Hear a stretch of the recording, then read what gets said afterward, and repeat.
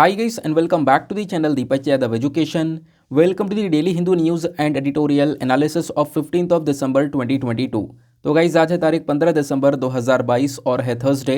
देखेंगे आज के द हिंदू कंप्लीट न्यूज़पेपर को एनालाइज करेंगे। बट लेक्चर में आगे बढ़ने से पहले अगर आप लोगों को इस लेक्चर का पीडीएफ चाहिए तो क्या करना है, सबसे पहले डाउनलोड करना है टेलीग्राम, देन उसके बाद जाके सर्च बॉक्स में टाइप करना Deepak Yadav education UPSC.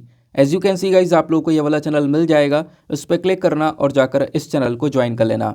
Join करने से फ़ायदा क्या होगा, यहाँ पर डेली बेसिस पर लेक्चर का पीडीएफ मिल जाता है, डेली करंट अफेयर के वीडियो का पीडीएफ मिल जाता है और डेली बेसिस पर बहुत सारे डिजिटल नोट्स मिल जाते हैं। नाउ बढ़ते हैं आगे बढ़ने से पहले हमेशा की तरह हम लोग अपने लेक्चर को एक मैप के क्वेश्चन के साथ स्टार्ट करेंगे। तो आज आप सभी लोगों को मैप में जाकर देखना है लिथुएनिया को कहाँ पर है ये एग्जैक्टली लोकेटेड। अच्छे से मैप में देखना, देन उसके बाद आकर नीचे कमेंट सेक्शन में टाइप करना, जिससे कि आप लोग इसको लंबे समय तक याद रख पाओगे। साथ ही साथ एक क्वेश्चन सॉल्व करेंगे जो कि यूपीएससी प्रीवियस ईयर साल 2014 के प्रीलिम्स में पूछा गया था। डेली बेसिस पर हम लोग यहाँ पर एक प्रीवियस ईयर क्वेश्चन को भी सॉल्व करते हैं। क्वेश्चन क्या बोलता है, कंसीडर द फॉलोइंग स्टेटमेंट्स। यहाँ पर आपको 3 स्टेटमेंट्स दिए गए हैं, बताना यह है कि कौन सा स्टेटमेंट सही है। पहला स्टेटमेंट बोलता है animal welfare board of India को एस्टेब्लिश किया गया था under the environment protection act 1986। दूसरा स्टेटमेंट बोलता है नेशनल टाइगर कंजर्वेशन अथॉरिटी एक स्टैच्यूटरी बॉडी है। तीसरा स्टेटमेंट बोलता है national Ganga river basin authority को चेयर किया जाता है हमारे प्राइम मिनिस्टर के थ्रू। अब इन तीनों ही स्टेटमेंट्स को देखते हुए बताना है कि कौन सा ऑप्शन यहाँ पर सही है। ऑप्शन ए बोलता है 1 only, option B 2 and 3 only, option C 2 only, या फिर ऑप्शन डी तीनों के तीनों स्टेटमेंट्स सही हैं। तो इसका सही आंसर आप सभी को नीचे कमेंट सेक्शन में देना है। एटलीस्ट सभी को इसमें पार्टिसिपेट करना है, जैसे मैं आप लोगों से डेली बेसिस पर बोलता हूँ। बाय द वे, इसका जो करेक्ट आंसर है वो मैंने आपको टेलीग्राम पर प्रोवाइड करवा दिया है, वहाँ से भी चेकआउट कर सकते हो। और अगर वहाँ पर आंसर नहीं मिलता है तो भी कोई परेशान होने की ज़रूरत नहीं है, वीडियो के लास्ट में इसके करेक्ट आंसर का डिस्कशन हम लोग करेंगे। तो चलो शुभ आरंभ करते हैं। बट जो आज का थंबनेल वाला आर्टिकल है ना, उसको मैं वीडियो के लास्ट में डिस्कस करने वाला हूँ, क्योंकि आज एक एडिटोरियल आया है इंडिया चाइना के इश्यूज़ के ऊपर कि किस प्रकार से जो चाइना है वो आने वाले समय में और भी बहुत सारे हमले कर सकता है। ये सारी बातें राइटर ने मेंशन करी हैं एक चीज़ के ऊपर पे, वो बेसिकली है हमारा पास्ट। अगर हम इतिहास को देखें तो चाइना की कुछ इसी प्रकार से लगातार हरकतें बनी हुई थी, जिसकी वजह से 1962 के अंदर इंडिया चाइना का वॉर हुआ था। वैसी सिचुएशन यहाँ पर अभी वापस से देखने को मिल रही है, जिसकी वजह से आने वाले समय में 2027 तक 2027 तक हो सकता है यहाँ पर एक वॉर हो जाए इंडिया चाइना के बीच में। तो उसके बारे में बहुत डिटेल से इन्फॉर्मेशन शेयर करूंगा, लेकिन आगे एडिटोरियल पर। तो अगर कोई डायरेक्टली थंबनेल वाला आर्टिकल कवर करने आया है तो वो जाकर वीडियो के एंड में से कवर कर सकता है। बट ऑब्वियसली सभी लोग यहाँ पर पढ़ते हैं और काफ़ी सारी चीज़ें कवर करते हैं अपने एग्जाम के लिए, तो पूरा का पूरा वीडियो आपने यहाँ पर देखना ही पड़ेगा। तो स्टार्ट करते हैं आज के सबसे पहले आर्टिकल से। तो आज का पहला आर्टिकल काफ़ी इंपॉर्टेंट है, इसको आप लोग जीएस पेपर नंबर 2 हेल्थ से लिंक कर पाओगे। अब आर्टिकल में क्या मेंशन किया जा रहा है, आर्टिकल में मेंशन किया जा रहा है हूच ट्रेजेडी के बारे में। देखो, इस हूच की वजह से ना अभी एक बहुत बड़ी दुर्घटना देखने को मिली है बिहार के अंदर में। हुआ एग्जैक्टली यहाँ पर ये कि इस हूच के कंजम्पशन के बाद में कई सारे लोगों की जान जा चुकी है। उन्होंने इस हूच को पिया, जिसकी वजह से उनकी जान चली गई। अब हूच होता क्या है, तो मैं अगर आपको रॉ शब्दों में बताऊँ तो एक इलिसिट लिकर है, अवैध तरीके से बनाई हुई शराब है, इसी को हम लोग हूच बोलते हैं। अब ये जो प्रॉब्लम है इंडिया में बहुत लंबे समय से है। हर साल हम देखते हैं कहीं ना कहीं हूच ट्रेजेडी को लेकर बहुत सारे आर्टिकल्स पब्लिश होते हैं, कई सारी मौतें होती हैं। वैसे ही इस साल भी यहाँ पर हूच ट्रेजेडी को लेकर कई आर्टिकल पब्लिश हुए हैं। इस बार देखोगे तो इस साल लगभग 170 लोगों की जान जा चुकी है इस हूच ट्रेजेडी की वजह से। और अभी यहाँ पर रिसेंटली भी एक केस निकल कर आया कि मंडे में, सोमवार वाले दिन, बहुत सारे लोगों ने इस हूच को कंज्यूम किया होगा। 2-3 दिन बाद होता क्या है, काफ़ी सारे लोगों के हालात बहुत बुरे हो जाते हैं। लगभग 6 लोगों की मृत्यु हुई है, ऑफिशियल रिपोर्ट ये बताती है। बट यहाँ पर जो गांव वाले लोग हैं उनका कहना यह है कि कम से कम 20 लोग मारे गए हैं इस हूच की वजह से। और जबकि यहाँ पर मेंशन ये किया जा रहा है कि ये लोग तो मारे गए, इसके अलावा बहुत सारे लोग यहाँ पर आप कह सकते हो कि जिनकी आंखों की रोशनी चली गई है, ऐसी प्रॉब्लम्स भी यहाँ पर देखने को मिली है, जिनकी आईसाइट ही चली गई है।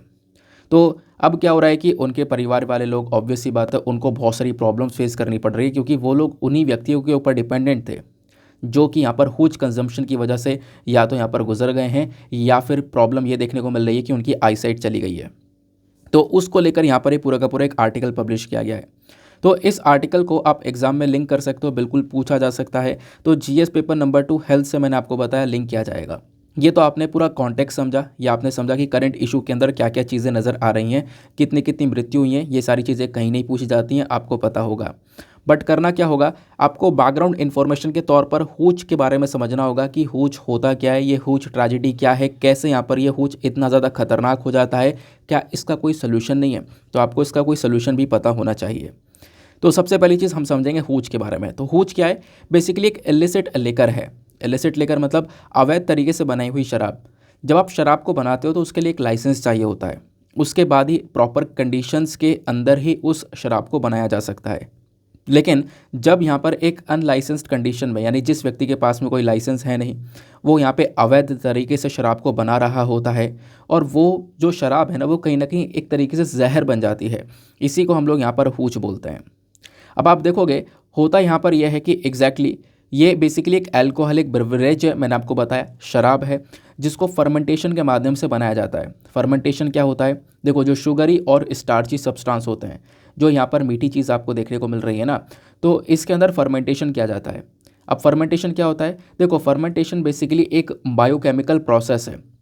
इसके अंदर जो हमारे माइक्रो ऑर्गेनिजम्स होते हैं, जैसे कि हमारा ईस्ट हो गया, बैक्टीरिया हो गया, ये जो चीज़ें हैं ना, ये क्या करती हैं, ये शुगर को तोड़ देती हैं, कन्वर्ट कर देती हैं इथेनॉल में, कार्बन डाइऑक्साइड में, या दूसरे मेटाबॉलिक बायो प्रोडक्ट्स के अंदर में।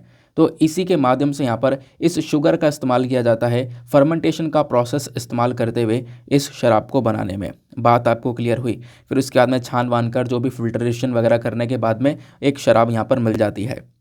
तो इसके अंदर जब ये तैयार हो जाता है ना हूच, तो एक एक्टिव इंग्रेडिएंट होता है। क्या होता है इसके अंदर, इथाइल एल्कोहल या फिर इथेनॉल।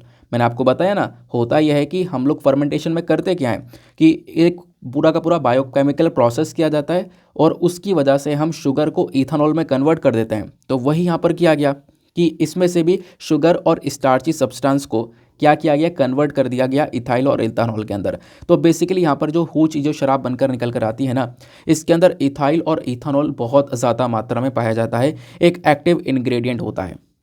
बात क्लियर हो गई। अब देखो यहाँ पर और भी चीज़ें मेंशन करी गई। होता यहाँ पर यह है कि बहुत सारा रॉ मटेरियल्स का यहाँ पर इस्तेमाल किया जाता है, अलग अलग केमिकल्स का भी इस्तेमाल कर लिया जाता है, जिसकी वजह से ये कहीं ना कहीं खतरनाक बन जाता है। जो ये टर्म है, जो शब्द आया है ना हूच, ये कैसे आया है, तो देखो ये जो टर्म है इस हूच का, ये आपको ध्यान में रखना है, ये आया है जो हुचिनो इंडियंस हैं अलास्का के, वहाँ से ये शब्द निकल कर आ रहा है हूच। अब प्रॉब्लम ये आती है कि सर आपने इतनी सारी चीज़ें बताई, ये बताओ कि आखिरकार ये इतनी जहरीली हो कैसे जाती है, कैसे लोगों की मृत्यु हो जाती है इस हूच को कंज्यूम करने के बाद में। तो मैंने आपको क्या बताया कि इसको अनरेगुलेटेड कंडीशंस के अंदर बनाया गया, आपके पास में लाइसेंस है नहीं, अनरेगुलेटेड कंडीशन के अंदर उस शराब को बनाया गया। तो इसमें यहाँ पर काफ़ी सारे चांसेस क्या होते हैं कि आपने इथेनॉल को मिलना है, ठीक है, इथेनॉल मिलना है आपको, इथेनॉल के साथ साथ यहाँ पर मीथानॉल, ध्यान रखना, इथेनॉल के साथ साथ मीथानॉल और मिथाइल एल्कोहल भी प्रोड्यूस हो सकता है, ठीक है ना। तो होता यहाँ पर यह है क्योंकि आपके पास में कोई भी प्रॉपर फैसिलिटी नहीं है, ऐसे ही हाथ से सारा काम कर रहे हो, तो उसमें मीथानॉल और मिथाइल एल्कोहल भी बनने के पूरे पूरे चांसेस हैं। और कहीं ना कहीं ये मिथाइल और मिथानॉल एल्कोहल जो है, ये कहीं ना कहीं बहुत बड़ी प्रॉब्लम क्रिएट करता है। कैसे, मैं आपको समझाता हूँ। जो मिथाइल एल्कोहल है ना, ये सबसे ज़्यादा जहरीला होता है। कितना जहरीला होता है कि अगर कोई व्यक्ति 10 ml तक इसको कंज्यूम कर लेता है, अगर 10 ml मिथाइल एल्कोहल को पी लिया तो समझ लो इससे व्यक्ति अंधा हो सकता है, और 30 ml के आसपास पी लिया तो 10 से 30 घंटे के अंदर अंदर उस व्यक्ति की मृत्यु हो सकती है। तो आप इमेजिन कर सकते हो कि ये मिथाइल एल्कोहल कितना ज़्यादा खतरनाक है। तो क्या होता है कि इसी हूच को बनाने के प्रोसेस के दौरान इसके अंदर मिथाइल एल्कोहल या मिथेनॉल बन जाता है। तो आपसे सवाल बन जाए कि यहाँ पर क्या प्रॉब्लम होती है, क्या चीज़ है जो कि यहाँ पर इस हूच को और ज़्यादा खतरनाक बनाती है, पॉइजनस बनाती है। तो ध्यान रखना, मिथेनॉल या मिथाइल एल्कोहल इसको और ज़्यादा खतरनाक बना देती है। अब बात ये आती है ट्रीटमेंट की कि इसका ट्रीटमेंट क्या है। अच्छा, एक चीज़ और कि आप सोचोगे कि लोगों को पता नहीं चलता क्या चेंज जो इसकी खुशबू है वो चेंज वगैरह नहीं होती होगी। बिल्कुल, देखो यहाँ पर होता यह है कि जो ये मिथाइल एल्कोहल है ना, इसकी जो स्मेल है, टेस्ट है, वो बिल्कुल इथाइल एल्कोहल की तरह है। इस वजह से लोगों को पता ही नहीं चलता। तो इस वजह से जहर भी पी लिया तो भी यहाँ पर इंसान को पता नहीं चल रहा। यही यहाँ पर एक सबसे बड़ी प्रॉब्लम है। अब ट्रीटमेंट की बात करते हैं कि कैसे इसको ठीक किया जा सकता है। तो ठीक करने के लिए आपको इथाइल एल्कोहल लेना होगा या फिर फोमिपिजोल, इथाइल अल्कोहल या फोमिपिजोल, इन दोनों चीज़ों का इस्तेमाल किया जा सकता है एज अ एंटीडोट। ये क्या करेगा, ये आपके बॉडी से इस मिथाइल अल्कोहल को, क्योंकि आपके बॉडी में मिथाइल अल्कोहल इकट्ठा हो चुका है, तो इसको यूरिन के रास्ते से निकालने की कोशिश करता है। तो ट्रीटमेंट में पहली चीज़ ये हो गई।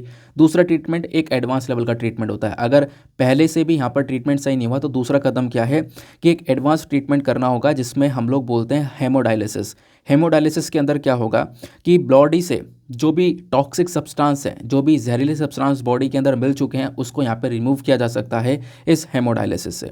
तो एक ट्रीटमेंट ये देखने को मिलता है।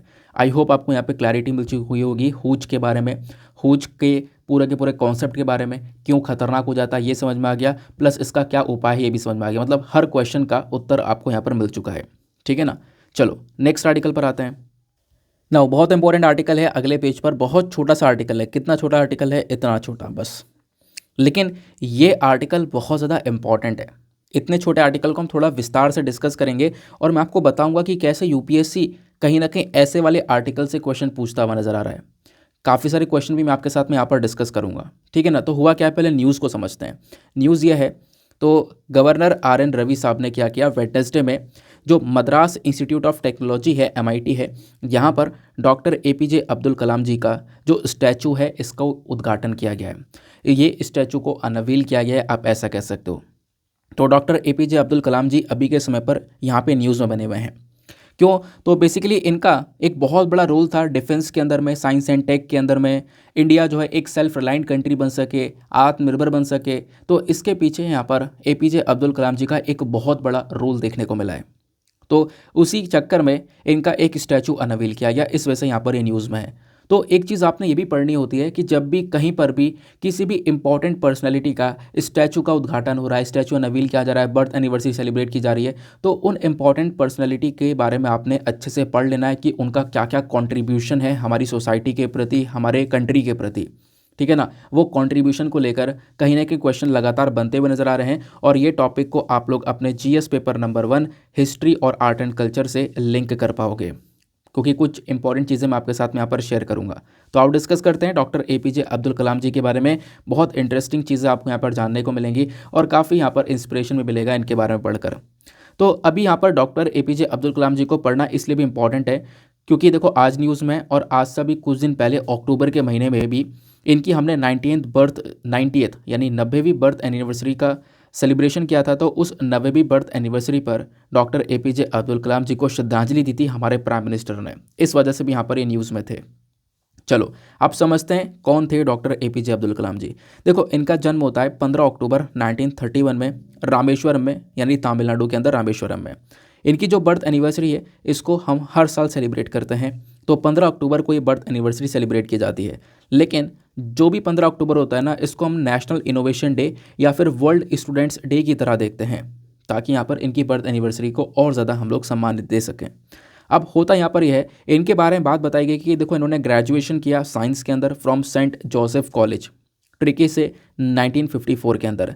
फिर इन्होंने यहाँ पर क्या किया, मद्रास इंस्टीट्यूट ऑफ टेक्नोलॉजी, यानी जहाँ पर अभी इनका स्टैचू को अनवील किया गया है, तो इसी MIT से यहाँ पर इन्होंने स्पेशलाइज़ किया एरोनॉटिकल इंजीनियरिंग के अंदर में 1957 में। देन उसके बाद में एक इम्पॉर्टेंट साइंटिस्ट बनकर ये निकल कर आते हैं, एक कह सकते हो यूनिक साइंटिस्ट बनकर निकल कर आते हैं। क्यों, क्योंकि इनके पास में अलग अलग यूनिवर्सिटी से इम्पॉर्टेंट डॉक्टरेट्स आते रहे। इन्होंने बहुत सारे डॉक्टरेट्स को हासिल किया। इनफैक्ट यहाँ पर इंडिया की यूनिवर्सिटी से, इंडिया की बाहर की यूनिवर्सिटी से भी इंपॉर्टेंट डॉक्टरेट्स को उन्होंने हासिल किया। फिर उसके बाद में ये भारत के 11वें प्रेसिडेंट बनते हैं साल 2002 में, और इन्होंने यहाँ पर अपना पूरा ये जो प्रेसिडेंट का टर्म है ये पूरा कर लिया था साल 2007 में। फिर उसके बाद में इन्होंने काफ़ी सारे प्रोग्राम्स को प्लान किया। इन्होंने यहाँ पर बहुत बड़ा अपना सेक्रीफाइस दिया हमारे मिसाइल्स को डेवलप करने में, है ना। और मिसाइल के डेवलपमेंट के पीछे इनका एक बहुत बड़ा रोल है, इस वजह से इनको मिसाइल मैन ऑफ इंडिया के नाम से भी जानते हैं। सभी को पता होगा, काफ़ी बार कई सारे अलग अलग वनडे एग्जामिनेशन के अंदर पूछा गया है मिसाइल मैन ऑफ इंडिया कौन है, वो है डॉक्टर APJ अब्दुल कलाम जी। अब अवार्ड्स के बारे में बात करें तो कौन कौन से अवार्ड्स इनको सम्मानित किया गया है, तो देखो पद्म भूषण दिया गया था 1981 में, पद्म विभूषण 1990 में, और फिर उसके बाद में यहाँ पे भारत रत्न 1997 में। अब कुछ इंपॉर्टेंट लिटरेरी वर्क्स हैं, क्या क्या इन्होंने इंपॉर्टेंट किताबें लिखी हैं, है ना, उसके बारे में इन्फॉर्मेशन दी गई है। विंग्स ऑफ फायर, इंडिया 2020, फिर उसके बाद में My Journey, Ignited Minds, then उसके बाद में इंडोमिटेबल स्पिरिट, गाइडिंग सोल, फिर उसके बाद में inspiring thoughts, envisioning and empowered nation. तो ये नाम ज़रूर ध्यान रखना, मतलब थोड़ा आइडिया रख लेना कि भाई यहाँ पे इनका एक मतलब डॉक्टर एपीजे अब्दुल कलाम जी के ही ये सारे के सारे लिटरेरी वर्क्स हैं। ऐसा क्यों करना है मैं आपको आगे बताऊँगा। अब फिर उनके बाद में इनकी डेथ होती है 27 जुलाई 2015 में शिलोंग के अंदर, मेघालय में। अब बात यहाँ पर मैंने आपको इनके थोड़े से मतलब लाइफ के बारे में बताया, बट अब हम डिस्कस करेंगे इनके कंट्रीब्यूशन के बारे में कि इन्होंने कितना कुछ कंट्रीब्यूट किया है हमारे कंट्री के प्रति। सबसे पहली बात SLV-3 सैटेलाइट लॉन्च व्हीकल, ठीक है ना। अंतरिक्ष में सैटेलाइट को लॉन्च करने के लिए एक व्हीकल चाहिए, रॉकेट चाहिए। तो SLV-3 को यहाँ पर डेवलप करने में इनका एक बहुत बड़ा रोल रहा। और इसी SLV-3 के माध्यम से हमने क्या किया, जो रोहिणी सैटेलाइट थी इसको हम लोगों ने नियर अर्थ ऑर्बिट तक पहुंचा दिया था जुलाई 1980 में। तो इंडिया यहाँ पर कहीं ना कहीं काफ़ी अच्छी तरीके से काम कर पाया था। डॉक्टर एपीजे अब्दुल कलाम जी का एक बहुत बड़ा रोल था। उसके साथ साथ डॉक्टर एपीजे अब्दुल कलाम जी का एक और बहुत बड़ा रोल देखने को मिला। ये व्यक्ति ने क्या किया, SLV के बाद PSLV जो प्रोग्राम था ना, इसके अंदर भी यहाँ पर आप कह सकते हो कि इनका कंट्रीब्यूशन हम लोगों ने देखा। देन उसके बाद में इंडिजीनियस गाइडेड मिसाइल की बात आती है। 20 साल काम किया इन्होंने इसरो के अंदर। उसके बाद में इन्होंने यहाँ पर कुछ जो व्हीकल टेक्नोलॉजीज़ हैं उसको लॉन्च करने में मास्टरिंग कर चुके थे। फिर उसके बाद में इन्होंने एक रिस्पॉन्सिबिलिटी ली कि मैं अब क्या करूँगा, इंडिजीनियस गाइडेड मिसाइल को यहाँ पर डेवलप करूँगा, यानी खुद के यानी अपने देश के अंदर खुद बनाई हुई जो मिसाइल्स है इसको यहाँ पर डेवलप किया जाएगा DRDO के अंदर में। तो इन्होंने ये जो प्रोग्राम है ये अपने हाथ में लिया और यहाँ पे ये बेसिकली एक चीफ एग्जीक्यूटिव बन जाते हैं इस integrated guided missile development programme के। और इस प्रोग्राम को भी यहाँ पर इन्होंने सक्सेसफुली लेकर आए और काफ़ी सारी मिसाइल्स को यहाँ पर डेवलप किया, जिसको आप लोग 5 मिसाइल बोलते हो। पटना के नाम से आपने वो मिसाइल्स को याद किया होगा, मैंने पहले इन्फॉर्मेशन आपके साथ में शेयर कर रखी है। बाकी इनका एक मेजर फोकस था टेक्नोलॉजी विजन 2020। इन्होंने यहाँ पर एक चीज़ ये बोली थी कि देखो जो टेक्नोलॉजी है ना, ये आने वाले समय पर एक बहुत बड़ा इंपॉर्टेंट रोल प्ले कर सकती है। ये भारत को डेवलपिंग कंट्री से एक डेवलप्ड नेशन बना सकती है। बट करना क्या होगा, जो ये टेक्नोलॉजी है इसका सही इस्तेमाल करना होगा ताकि हम अपनी इकोनॉमी को ग्रो कर सकें, हम लोग यहाँ पर सभी लोगों तक हेल्थ केयर एजुकेशन प्रोवाइड करवा सकें। तो इसके बेसिस पर इंडिया काफ़ी कुछ कर सकता है। ये बात यहाँ पर आपको देखने को मिलती है। ये बात क्लियर हो गई। ये मैंने सारा का सारा कंट्रीब्यूशन और इनके बारे में डिस्कशन किया। तो ये चीज़ें मैंने क्यों डिस्कस करी हैं, क्योंकि आप यहाँ पर देख सकते हो कि यूपीएससी में मेंस में, प्रीलिम्स में ही नहीं मेंस में भी सवाल आते हैं। मेंस में साल 2022 में, यानी कि ये अब की बार का सवाल था। अब की बार का यहाँ पर सवाल क्या था, ये आप देखो मेंस का अब की बार का सवाल दिखा रहा हूँ मैं। डॉक्टर एपीजे अब्दुल कलाम जी का एक स्टेटमेंट दे दिया गया और उस स्टेटमेंट के ऊपर अपने पॉइंट ऑफ व्यूज़ आपको लिखने थे। स्टेटमेंट क्या था इनका कि if a country is to be corruption free, अगर एक कंट्री करप्शन फ्री है, ठीक है ना, या करप्शन फ्री हो जाती है, और यहाँ पे आप कह सकते हो कि इसके पीछे का एक बहुत बड़ा रीज़न होगा कि 3 लोग होंगे सोसाइटी के जो कि यहाँ पर उस कंट्री को करप्शन फ्री बनाएंगे। और वो 3 लोग कौन होंगे, फादर, मदर और टीचर होंगे। तो इसके बेसिस पर आपकी क्या सोच है ये यहाँ पर लिखना था। 2022 का मेंस का सवाल था, चाहो तो आप लोग अटैम्प्ट कर सकते हो बैठकर। बाकी अब थोड़ा सा हम लोग प्रीलिम्स का डिस्कशन करते हैं। यूपीएससी ने साल 2020 में भी एक सवाल पूछा। सवाल क्या था, यहाँ पे देखना, ये चीज़ आपको क्लियर कर देगी कि आपने जो भी पढ़ा है वो बिल्कुल सही चीज़ पढ़ी है। 2020 के अंदर क्या पूछा गया था, विध्वंसक। तो ये पहली मंथली जर्नल थी जो कि बेसिकली अनटचेबल पीपल के बारे में बातचीत करती थी। तो ये जो वितल विध्वंसक है ना, इसको किसने पब्लिश किया था ये आपसे पूछा गया। Option A Gopal Baba Walangkar, option B Jyotiba Phule, option C Mohandas Karamchand Gandhi, या फिर ऑप्शन डी भीमराव रामजी अंबेडकर।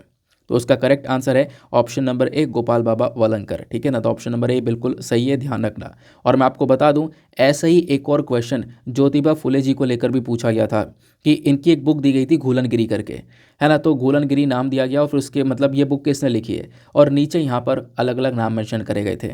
तो यहाँ पर ज्योतिबा फुले, ये आपने ध्यान में रखना था। तो ऐसे सवाल लगातार बन रहे हैं। फिर उसके बाद आप देखोगे 2012 में एक और सवाल पूछा गया था। जब आप लोग डॉक्टर बी आर अम्बेडकर जी के बारे में पढ़ते हो ना, तो आपने इनके कंट्रीब्यूशन के बारे में पढ़ा होगा कि क्या क्या इन्होंने कंट्रीब्यूट किया है। तो उसमें एक पॉइंट आता होगा कि इन्होंने बहुत सारी पार्टीज़ को भी बनाया था। तो उसी को लेकर 2012 में सवाल पूछा गया था। सवाल ये था कि कौन कौन सी पार्टीज़ हैं इन तीनों पार्टीज़ में से जो कि डॉक्टर बी आर अम्बेडकर साहब ने एस्टेब्लिश करी हैं, बनाई हैं। इन तीनों पार्टीज़ के यहाँ पर नाम दिए गए हैं, the peasant and workers party of India, all schedule caste and federation, independent labour party. तो बताओ इसका सही आंसर क्या है। नीचे आपको यहाँ पर ऑप्शंस दिए गए हैं, तो इसका ऑप्शन आपको बी देखने को मिलेगा, सेकंड एंड थर्ड, यानी कि ऑल इंडिया शेड्यूल फेडरेशन और लेबर इंडिपेंडेंट पार्टी, ये दो पार्टीज़ हैं जो कि doctor B R Ambedkar ji ने इस्टेब्लिश करी थी। बात क्लियर हुई। ऐसी सवाल आपको यहाँ पे और भी देखने को मिलेंगे, मतलब एक और दिखा सकता हूँ। फिर आप 2002 में एक और देखोगे, डॉक्टर बी आर अम्बेडकर जी को लेकर ही सवाल पूछा गया था। ऐसे कई बार महात्मा गांधी जी को लेकर सवाल पूछा गया है, जवाहरलाल नेहरू जी को लेकर सवाल पूछा गया है ना। तो मतलब जब जब ये इंपॉर्टेंट पर्सनैलिटी न्यूज़ में आती है तब तब आपको इनके बारे में अच्छे से कवर करना है। फिर बात आती है यहाँ पर कि देखो 2002 में जो सवाल पूछा गया था वो था, which one of the following rights was described by doctor B R Ambedkar as the heart and soul of the constitution. तो यहाँ पे जो हमारे फंडामेंटल राइट्स हैं, इन राइट्स में से कौन सा एक ऐसा राइट है जिसको doctor B R Ambedkar ji ने heart and soul of the constitution बोला है। ठीक है ना, वो हमारे संविधान का हार्ट और सोल है, दिल और आत्मा है। तो मतलब ये जब आप इनके बारे में पढ़ते हो तब आपको इनके बारे में जब पढ़ रहे होते हो ना, तो ये इन्फॉर्मेशन भी आपको हाथों हाथ मिल जाती है। तो वैसे इसका क्या करेक्ट आंसर हो जाएगा, answer number D, right to constitutional remedies. ठीक है ना, तो ये भी बेसिकली जो एक फंडामेंटल राइट है, इसको यहाँ पर बेसिकली हार्ट एंड सोल की तरह देखने को मिलता है, ऐसा यहाँ पर doctor B R Ambedkar ji ने मेंशन किया है। बात क्लियर हो गई। नेक्स्ट आर्टिकल पर आते हैं। नाउ आगे बढ़ने से पहले मेक श्योर करना वीडियो पे जो लाइक का बटन है उसको प्रेस करना। एक छोटा सा टारगेट है यार 5K प्लस लाइक्स का, जिसको आप अचीव करवा सकते हो। आपको एक बेहतरीन कंटेंट प्रोवाइड करवाने की मैं कोशिश करता हूं, तो आप यहां पर इतना सपोर्ट कर सकते हो। साथ ही साथ में मेरे साथ में इंस्टाग्राम पे कनेक्ट कर सकते हो। इंस्टाग्राम पे जाना, सर्च बॉक्स में टाइप करना दीपक यादव एजुकेशन, आपको ये वाला प्रोफाइल मिलेगा। यहाँ पर आप मेरे साथ में पर्सनली कनेक्ट कर पाओगे। और एक और छोटी सी बात है यार, देखो इतना कुछ आपको वीडियो के अंदर मिलता है, तो आप अपना नीचे कॉमेंट सेक्शन में पार्टिसिपेशन दिखाया करो। जो भी आपसे प्रीलिम्स का सवाल पूछा गया है वीडियो के स्टार्टिंग में, मैप का क्वेश्चन आपको दिया गया है, उनको भी अटैम्प्ट करो ताकि आपको वहाँ से भी फ़ायदा मिले, क्योंकि वो चीज़ें भी न्यूज़ में रहती हैं। तो सारा का सारा मतलब पूरा का पूरा जो फ़ायदा आप निकाल सकते हो जितना वीडियो से, उतना निकालने की कोशिश क्या करो। नाउ नेक्स्ट इंपॉर्टेंट आर्टिकल, इस वाले आर्टिकल को आप लोग जीएस पेपर नंबर 2 या जीएस पेपर नंबर 3 दोनों से हम लोग लिंक कर सकते हैं। हुआ क्या है, तो केरला ने मांग करी है कि जो इनका बेपोर उरू है, उरू क्या है, तो उरू बेसिकली एक बोट है। एक आपको इस प्रकार से ये जहाज़ देखने को मिलेगा जो कि लकड़ी से बनाया गया है, बिना किसी मॉडर्न टेक्निक्स के। मतलब जो आर्टिजन से कारीगर है वो हाथ से यहाँ पर इस प्रकार के बोट को बना रहे हैं, इस प्रकार के जहाज़ को बना रहे हैं। कोई भी नई टेक्नोलॉजी या नई टेक्निक का इस्तेमाल ही नहीं किया गया। तो ये जो बोट है बहुत लंबे समय से यूज़ की जा रही है, लगभग 2000 साल से यहाँ पर इसकी डिमांड है, बहुत ज़्यादा। तो बेसिकली यहाँ पर इस पूरा बोर्ड को लेकर ना अभी यहाँ पर जीआई टैग मांगा गया है कि भैया इसको जीआई टैग दिया जाए। जीआई टैग को लेकर क्या किया गया, एक एप्लीकेशन यहाँ पर फाइल करी गई है। ठीक है ना, तो इसकी वजह से यहाँ पर ये जो बोट है वो न्यूज़ में है, तो आपको ध्यान में रखना है, क्योंकि ऐसे सवाल डायरेक्टली बनते हैं। और खासकर उरू के बारे में पढ़ना है, उरू के बारे में भी आपसे सवाल बन सकता है। जीआई टैग क्या होता है इसके बारे में सवाल बन सकता है। तो इस आर्टिकल से 2-3 चीज़ें निकल कर आती हैं। अभी जीआई टैग को लेकर एक और सिमिलर आर्टिकल आया है, वो आर्टिकल भी मैं आपके साथ में डिस्कस करूंगा, उसको इसी के साथ में लिंक कर दूंगा। ठीक है ना, तो होता क्या है, जो डिस्ट्रिक्ट टूरिज्म प्रमोशन काउंसिल है कोझिकोड के अंदर, इन्होंने क्या किया, इन्होंने ज्योग्राफिकल इंडिकेशन यानी जो जीआई टैग है इसके लिए अप्लाई कर दिया है, ताकि इस बोट को जीआई टैग दे दिया जाए। तो ये वो जो बोट है ये लकड़ी की बनी हुई बोट है ना, यहाँ पर पानी के अंदर तैरेगी। और इसको यहाँ पे जो हमारे आर्टिजन्स है, जो कारीगर हैं, उन्होंने हाथ से यहाँ पर बनाया हुआ है। और ये बहुत ज़्यादा फेमस आपको बोट देखने को मिलती है केरला के अंदर में। हालांकि अब आपको भी इसके बारे में पता चल चुका होगा। और इन बोट्स के बारे में अगर हम बात करें तो ये प्योरली प्रीमियम वुड से बनाई गई है, पूरी की पूरी लकड़ी से बनाई गई है, बिना किसी मॉडर्न टेक्निक्स के। और यहाँ पे इस बोट को बनाने के लिए जो पुराने ज़माने की स्किल्स होती हैं उनका इस्तेमाल किया गया है, और बहुत ज़्यादा एक्सपर्टीज़ भी चाहिए होती है। ऑब्वियस सी बात है, इतनी बड़ी चीज़ हाथ से बना पाना, एक्यूरेट तरीके से बना पाना, एक बहुत ज़्यादा स्किल चाहिए, एक्सपर्टीज़ चाहिए। ये वही लोग कर पाएंगे जो बहुत लंबे समय से इस पर्टिकुलर फील्ड में हैं। और ऐसा ही है, आज के समय पर केरला में बहुत सारे कारीगर आपको देखने को मिलेंगे जो कि इस प्रकार की बोट बनाते हैं। वो बहुत समय से काम कर रहे हैं, 50-50 साल पुराने भी हैं वो, है ना। मतलब 50 ईयर्स ओल्ड लोग भी देखने को मिलेंगे। उनके फादर, उनके पिताजी भी काम किया करते थे ये वाला। तो उसी प्रोफेशन को उन्होंने आगे बढ़ाना सही समझा, जो कि एक बहुत बेहतरीन चीज़ देखने को मिलती है। उस ट्रेडिशन को ये लोग आगे लेकर आते हुए, मतलब लेकर चलते हुए आए। फिर उसके बाद में ये जो उरू शिप है, इनकी डिमांड पिछले 2000 सालों में ही हम देखेंगे तो बहुत ज़्यादा है। 2000 साल से इनकी डिमांड बहुत ज़्यादा देखने को मिलती है। तो ऐसा नहीं कोई ये नया कॉन्सेप्ट है, बहुत पुरानी बोट्स हैं, तो आपने इनके बारे में ज़रूर से ध्यान रखना है। बात क्लियर हो गई। तो जीआई टैग के लिए अप्लाई कर दिया है, इतनी बात आपको समझ में आ गई। उरू क्या है ये आपको समझ में आ गया। पूछा जा सकता है उरू क्या है, उरू यहाँ पर ध्यान रखना एक बोट है। अब हम थोड़ा सा डिस्कशन करते हैं आर्टिकल से हटकर, जहाँ से सवाल बनने के चांसेस हैं। सबसे पहली चीज़ आपको पता होना चाहिए जीआई टैग के बारे में कि जीआई टैग होता क्या है, क्या फ़ायदा होगा इससे अगर इनको जीआई टैग मिल गया तो, है ना, ये भी तो पता होना चाहिए। तो जीआई टैग बेसिकली एक इंडिकेशन है। यहाँ पर क्या होगा, जब इस वाले सामान को जीआई टैग मिलेगा, तो जैसे कि आज जीआई टैग मिलने की चर्चा हो रही है, तो आपको इसके बारे में पता चला ना, तो इससे क्या होगा, गुड्स की जो आइडेंटिटी है ना वो और ज़्यादा बढ़ने लगती है और पता चलता है कि वो जो गुड्स है वो कहाँ पे ओरिजिनेट होता है, कहाँ पे मिलता है। तो यहाँ पे आपको पता चल गया केरला के अंदर ये जो बोट है वो बहुत ज़्यादा फेमस है। अब जीआई टैग को लेकर हमारे पास में पूरा एक एक्ट है, पूरा कानून है। कौन सा कानून है? Geographical indication of goods registration and protection act 1999, 1999 का ये पूरा एक्ट देखने को मिलेगा। इसकी मांग ये होती है कि जिस भी पर्टिकुलर गुड्स को जीआई टैग मिल रहे उसको हम प्रॉपरली एक प्रोटेक्शन प्रोवाइड कर सकें। ठीक है ना, जिस भी सामान को जीआई टैग दिया जाता है उसकी सुरक्षा भी की जाती है, उसकी प्रोटेक्शन भी यहाँ पर पूरी तरह से प्रोवाइड करवाई जाती है। अब जीआई टैग को गवर्न और डायरेक्ट कौन करता है? जीआई टैग को गवर्न किया जाता है डब्ल्यूटीओ के थ्रू, यानी वर्ल्ड ट्रेड ऑर्गेनाइजेशन ही पूरे के पूरे जीआई टैग को मैनेज करता हुआ चलता है। जीआई टैग किन किन सामानों में दिया जाता है? ज़्यादातर एग्रीकल्चर प्रोडक्ट्स हो गए, बहुत सारी फसलें हो गई, हमारे जो आम, आपको बताओगे कई सारी जगह पर जो आम है, या फिर जो मैंने आपको बताया फ्रूट्स वेजिटेबल्स, इन सभी को अंदर जीआई टैग मिल जाता है। जहाँ पर भी किसी भी एरिया के अंदर अगर कहीं के आम बहुत फेमस हैं, बहुत ज़्यादा हाई क्वालिटी के आम मिलते हैं, सभी लोगों को पसंद है, तो उसको जीआई टैग मिल जाएगा। ये बेसिकली जीआई टैग के लिए अप्लाई करना पड़ता है, जीआई टैग की मांग करनी पड़ती है। ऐसे यहाँ पर जिस भी पर्टिकुलर एरिया की जो भी चीज़ बहुत ज़्यादा फेमस है, लोगों को बहुत ज़्यादा पसंद है, लोगों को पता है यहीं पर वो ओरिजिनल चीज़ मिलती है, तो उस पर्टिकुलर चीज़ को जीआई टैग, मतलब उसको लेकर जीआई टैग एप्लीकेशन दी जाती है ताकि जीआई टैग की मांग की जाए। इससे क्या हो, उस पर्टिकुलर प्रोडक्ट की पहचान और ज़्यादा बढ़े, पूरे कंट्री के लेवल पर बढ़े, है ना। लोग यहाँ पर इस बारे में समझे, लोग समझे कि भाई ये सामान खरीदना है तो यहीं से खरीदना है, इससे एक्सपोर्ट भी बढ़े। बात क्लियर हुई? तो ये यहाँ पर जीआई टैग के अपने आप में ढेर सारे बेनिफिट्स देखने को मिलते हैं। अच्छा, जैसे कि यहाँ पर मान लो ये बोट है या फिर कोई भी सामान है उसको जीआई टैग मिलता है, तो क्या ये ज़िंदगी भर के लिए होता है? नहीं, ये जो टैग है ना ये केवल और केवल 10 साल के लिए वैलिड होता है। अगर आप चाहो तो उसको रिन्यू करवा सकते हो, 10 साल बाद वापस से यहाँ पर इसको आगे बढ़ा सकते हो कि हाँ वापस हमें ये टैग चाहिए। बात क्लियर हो गई? अब इंपॉर्टेंस के बारे में बात करें तो एक बार यहाँ पर मान लो कोई भी जो प्रोडक्ट है उसको जीआई टैग मिल गया, तो इससे यहाँ पर क्या होगा कि कोई दूसरी जो कंपनी है या कोई दूसरा व्यक्ति है उस प्रकार का आइटम, यानी सेम कॉपी वाला आइटम वो सेल नहीं कर पाएगा। ठीक है ना। मान लो यहाँ पर अभी वेस्ट बंगाल के अंदर कहीं पर आम उगाए जा रहे हैं जो कि बहुत हाई क्वालिटी के हैं, अब उनको जीआई टैग मिल गया है। अब वैसी बिल्कुल जो सिमिलर आइटम है वो कोई दूसरा व्यक्ति दूसरे राज्य के अंदर बेचे या उसको बनाए, ऐसा नहीं हो सकता उस नाम के अंडर में।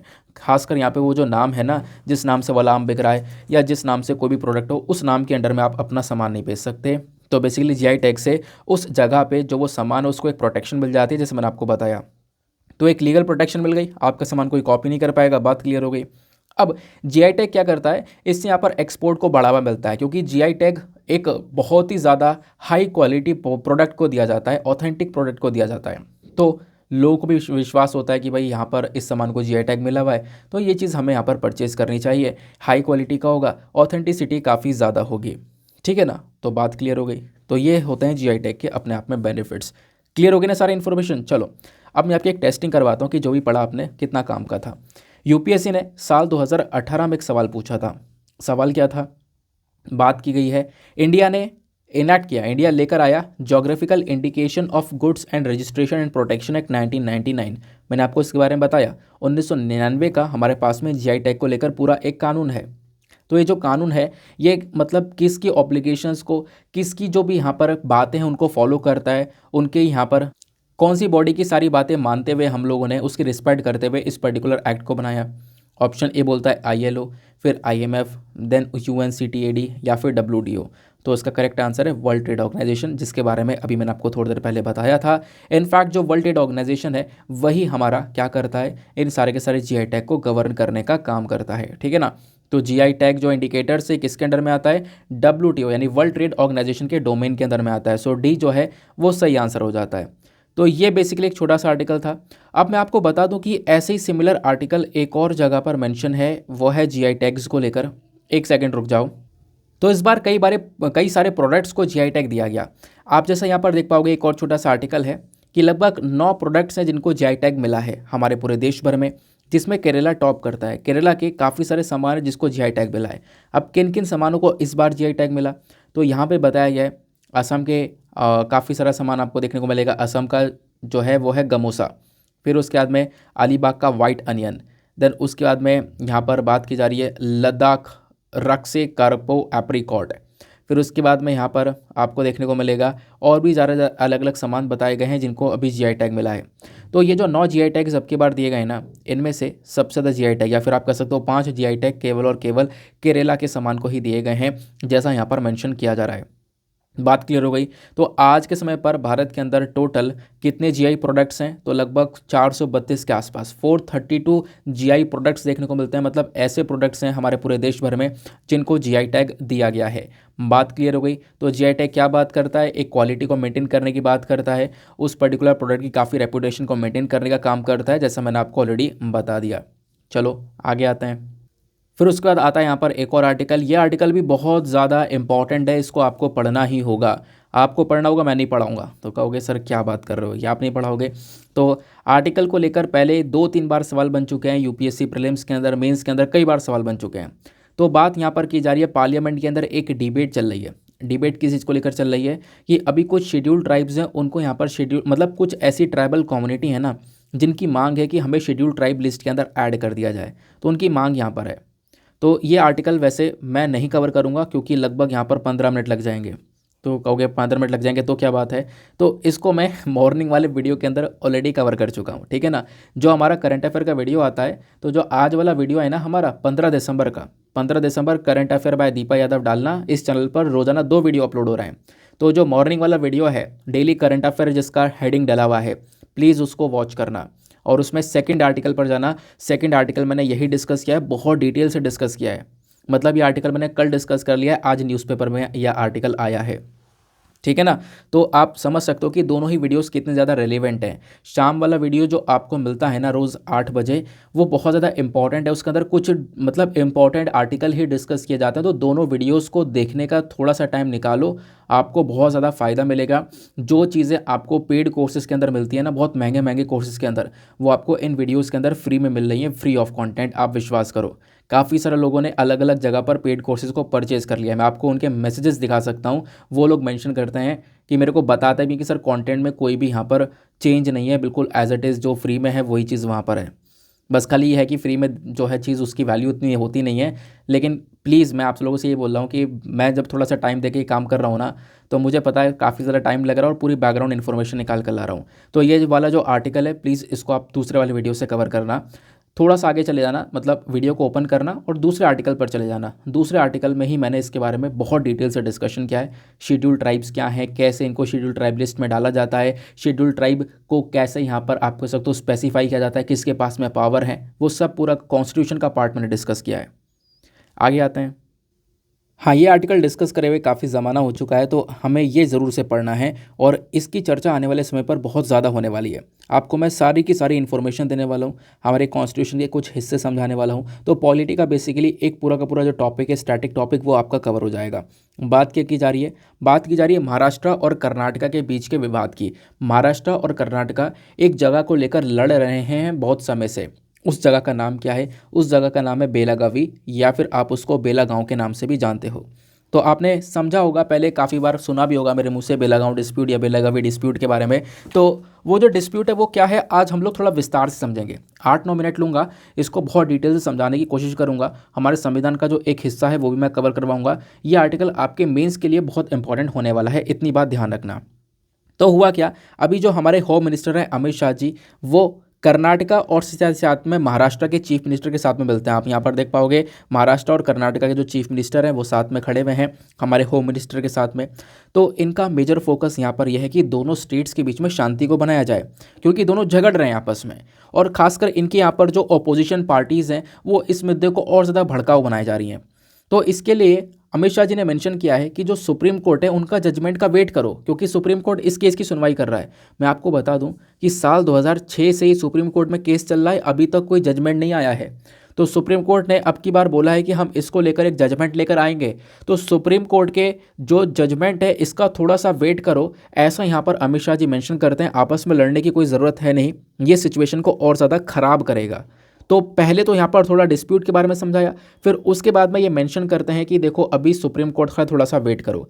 अगर आप लोग को इस पूरे कर्नाटका और महाराष्ट्र के डिस्प्यूट के बारे में जानना है तो यहाँ पर एक लिंक दिया गया था न्यूज़पेपर के अंदर जहाँ पे उन्होंने समझाया था, बट कोई बात नहीं, मैं आपको बहुत डिटेल से समझाऊंगा एग्जैक्टली ये पूरा इशू था क्या। अब इशू को समझने से पहले पहले आपको यहाँ पर एक मैप देखना होगा। देखो, जब हम लोग बात करते हैं इंडिया की तो ये इंडिया का मैप हुआ। यहाँ पर महाराष्ट्र है, महाराष्ट्र के नीचे कर्नाटका है। इन दोनों का बॉर्डर आपको ये दिख रहा होगा, सर दिख रहा है। इन दोनों के बॉर्डर के बीच में ये छोटा सा रीजन है, एक छोटी सी जगह है जिसका नाम बेलागवी। इसको हम बेलागांव के नाम से भी जानते हैं, ध्यान रखना, दोनों बार मैंने आपको बताया। अब जो ये पर्टिकुलर रीजन है इसको लेकर लड़ाई है। लड़ाई किस बात की है? जैसा हर जगह पर होती है, महाराष्ट्र बोलता है कि भैया ये रीजन मुझे मिलना चाहिए, कर्नाटका बोलता है ये रीजन मुझे मिलना चाहिए। तो आप सोचोगे अच्छा तो ये रीजन जो है आज के समय पर इंडिपेंडेंट है, खाली है, ये किसी कंट्रोल में नहीं है। नहीं, ऐसा नहीं है। ये बेलागावी जो है ना, ये कर्नाटका के कंट्रोल में है।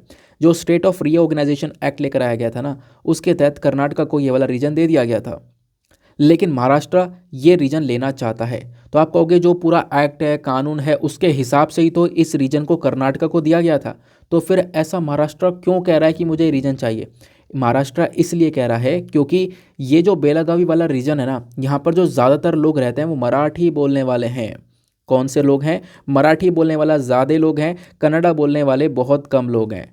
तो इस वजह से तो आप कहोगे इसमें क्या होगा? इसमें इसलिए हो गया क्योंकि आपको पता होगा कि इंडिया के अंदर कुछ स्टेट टूटे हैं भाषा के आधार पर भी, है ना। आपने देखा होगा भाषा के आधार पर भी स्टेट अलग हुए हैं। तो महाराष्ट्र बोलता है कि भाई अगर आप लोग लिंग्विस्टिक बेसिस पर देखो, लैंग्वेज के बेसिस पर देखो, तो जो ये जो बेलागावी जो है ना, यहाँ पे मराठी बोलने वाले लोग सबसे ज़्यादा हैं। तो ये रीजन महाराष्ट्र के अंदर होना चाहिए। तो आप स्टेट को जो डिवाइड कर रहे हो, रीऑर्गेनाइज कर रहे हो ना, ये आप लिंग्विस्टिक बेसिस पर करो, भाषा के आधार पर करो। ये बात यहाँ पे महाराष्ट्र मेंशन करता है। कर्नाटका बोलता है कि देखो इस मुद्दे को ना उठाया जाए, तो कर्नाटका इस चीज़ के बारे में मेंशन करता है।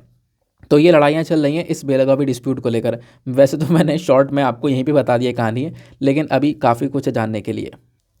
तो बस स्क्रीन पर क्या करना है, नीचे देखते हुए चलना, चीज़ों को सुनते हुए चलना, मज़ा आ जाएगा सुनकर और सब कुछ क्लियर समझ में भी आएगा। तो लगभग दशकों पुराना ये विवाद है कर्नाटका महाराष्ट्र के बीच में बेलागावी को लेकर या बेलगांव को लेकर, ये मैंने आपको बता दिया, ठीक है ना। बेलागावी या बेलगांव एक ही नाम आपको ये देखने को मिलेगा। तो करंट टाइम पर क्या है, कर्नाटक और महाराष्ट्र दोनों ही इस रीजन को क्लेम करते हुए नजर आते हैं। देखो बात है 1957 की, 1957 की। अब क्या होता है, उस समय पर जो स्टेट रीऑर्गेनाइजेशन एक्ट है ना वो लागू होता है। स्टेट रीऑर्गेनाइजेशन एक्ट 1956 के तहत यहाँ पे जो महाराष्ट्र है वो डिमांड करता है कि जो कर्नाटक और महाराष्ट्र का बॉर्डर है उसको रीएडजस्ट करा जाए, वापस से चेंज किया जाए। उस बॉर्डर को वापस से चेंज करने की आवश्यकता है। महाराष्ट्र इस बात को बार बार कहता हुआ आया। क्यों? महाराष्ट्र का कहना यह है कि जो बेलागावी वाला रीजन है यह बेसिकली मराठा स्पीकिंग एरिया है। यहाँ पर बहुत सारे लोग हैं जो मराठी बोलते हैं, तो इस एरिया को कर्नाटका में जोड़ना बिल्कुल भी सही नहीं है, ठीक है ना। तो ये बात आपको क्लियर हुई। तो दोनों ही तरफ से यहाँ पर क्लेम नज़र आता है। अब देखो ये जो विलेज है ना, ये बहुत लंबे एरिया में फैला हुआ है। बहुत सारे गांव आपको बेलागावी वाले रीजन के अंदर देखने को मिल जाते हैं, है ना। तो दोनों ही स्टेट यहाँ पर क्या है, यानी महाराष्ट्र कर्नाटका उस पर्टिकुलर रीजन को छोड़ना नहीं चाहते हैं। अब ये जो महाराष्ट्र का क्लेम है इसका बेसिस क्या है? देखो महाराष्ट्र ये बोलता है कि जो ये बॉर्डर का बंटवारा है ना, इसको आप लैंग्वेज के बेसिस पर करो, जैसे मैंने आपको बताया लिंग्विस्टिक के बेसिस पर करो। और जब आप लैंग्वेज के यानी भाषा के आधार पर देखोगे तो वहाँ पर मराठी बोलने वाले ज़्यादा लोग हैं, तो उसके हिसाब से वो रीजन हमारे पास में आना चाहिए। अब इस आर्गूमेंट को देखते हुए कर्नाटका की क्या पोजीशन है? कर्नाटका बोलता है, कर्नाटका आर्गू करता है कि जो भैया इस बाउंड्रीज़ को लेकर सेटलमेंट है ना, वो बेसिकली स्टेट रीऑर्गेनाइजेशन एक्ट के माध्यम से हुई है। जब स्टेट रीऑर्गेनाइजेशन एक्ट आया था ना, तो इसने सारे स्टेट्स को रीऑर्गेनाइज किया, मतलब अलग से यहाँ पर पूरी तरह से पैटर्न को बना दिया। नहीं तो उससे पहले पूरा पैटर्न बिगड़ा हुआ था। कैसे था मैं आपको सब समझाऊंगा। जैसे आज के समय पर हमारे पास में 8 यूनियन टेरिटरीज़ हैं, 28 राज्य हैं, वो बेसिकली यहाँ पर इस स्टेट रीऑर्गेनाइजेशन एक्ट के तहत आए हुए हैं। इन्होंने यहाँ पर इन चीज़ों को सेटल किया है। कैसे किया है वो सब चीज़ें हम लोग आगे समझेंगे। तो कर्नाटका बोलता है कि भैया उस कानून के माध्यम से ये पूरा का पूरा बाउंड्रीज़ का सेटलमेंट हुआ है, तो ये फाइनल है, हमें यहाँ पर कोई बदलाव नहीं चाहिए, ये रीजन कर्नाटका के अंदर ही रहने दो। और इसकी जो डिमांड उठ रही है ना, इसको परमिशन मिलने ही नहीं चाहिए। कर्नाटका सोचता है ये मुद्दा उठे ही ना, ये रीजन कर्नाटका के अंडर में ही रहे। लेकिन महाराष्ट्र बार बार इस पर्टिकुलर मुद्दे को उठाता है कि वो रीजन हमें चाहिए ही चाहिए। बात क्लियर हो गई, ठीक है ना। अब क्या होता है, बहुत सारे कदम उठाए जाते हैं इस पर्टिकुलर इशू को सॉल्व करने के लिए, लेकिन कोई भी कदम यहाँ पर आप कह सकते हो सक्सेसफुल नहीं रहा। 1960 में आप देखोगे दोनों राज्यों ने मिलकर 4 लोगों की एक कमेटी को बनाया। 2 लोग महाराष्ट्र से थे, 2 लोग यहाँ पर कर्नाटका से थे। लेकिन क्या हुआ, दोनों के मिलकर बीच में डिस्कशन होने के बावजूद भी कोई भी एक यूनानिमस डिसीजन पर नहीं आया, कोई भी यहाँ पर सोल्यूशन नहीं निकल कर आया। सबके यहाँ पर पॉइंट ऑफ व्यूज़ अलग अलग रहे थे उस कमेटी के अंदर में। फिर उसके बाद में क्या होता है, हमारी जो केंद्र सरकार होती है उनका क्या रिस्पॉन्स होता है, इसको समझते हैं। हमारी केंद्र सरकार कैसे दोनों की डिस्प्यूट को सही करने में मदद करती है। तो हमारी केंद्र सरकार ने क्या कर दिया, एक कमेटी को बना दिया। उन्होंने सोचा चलो हम ही यहाँ पर इन दोनों का मामला सुलझा देते हैं। तो इन्होंने महाजन कमेटी को बनाया 1966 में, ताकि इस सिचुएशन को देखा जा सके। अब होता यहाँ पर यह है कि इस कमेटी के अंदर में दोनों ही तरफ से रिप्रेजेंटेटिव्स थे, महाराष्ट्र और कर्नाटका दोनों ही तरफ से यहाँ पर रिप्रेजेंटेटिव्स थे जो कि यहाँ पर इस कमेटी का हिस्सा बने। लेकिन क्या हुआ, इस कमेटी से भी कोई भी सोल्यूशन निकल कर नहीं आया। ठीक है ना, कोई भी यहाँ पर एक पॉइंट ऑफ व्यू पर रुका ही नहीं, सबके पॉइंट ऑफ व्यूज़ अलग अलग रहे। ऑब्वियस सी बात है, जब तक एक पॉइंट ऑफ व्यू सबका रहेगा नहीं तब तक मामला सुलझेगा नहीं। तो सबके यहाँ पर पॉइंट ऑफ व्यू डिफरेंट रहे, तो जिसकी वजह से यहाँ पर आप कह सकते हो अभी तक ये जो इशू है वो बना हुआ है। फिर क्या होता है, ये मामला पहुँचता है सुप्रीम कोर्ट में। कब, साल 2006 में। सुप्रीम कोर्ट ने कहा कि चलो हम इस इशू को रिजॉल्व करवाएंगे। तब से यहाँ पर सुप्रीम कोर्ट इस पर्टिकुलर इशू को देखता हुआ नजर आ रहा है। लेकिन ये जो केस है ना, ये अभी भी यहाँ पर सुप्रीम कोर्ट के थ्रू सुनवाई कर जा रही है इस केस की, अभी भी ये पेंडिंग पड़ा हुआ है। ठीक है, ये बात समझ में आई। अब पता है ना, ऐसे ही बॉर्डर को लेकर अलग अलग विवाद हैं जो कि हमारे देश भर में देखने को मिलता है। जैसे आपको ऐसे ही बॉर्डर विवाद असम और मिजोरम के बीच में देखने को मिलेगा, ओडिशा का बॉर्डर डिस्प्यूट देखने को मिलेगा। तो ऐसे बॉर्डर डिस्प्यूट्स कई सारे हैं जो कि हमारे देश भर में देखने को मिल जाते हैं। ये बात क्लियर हो गई।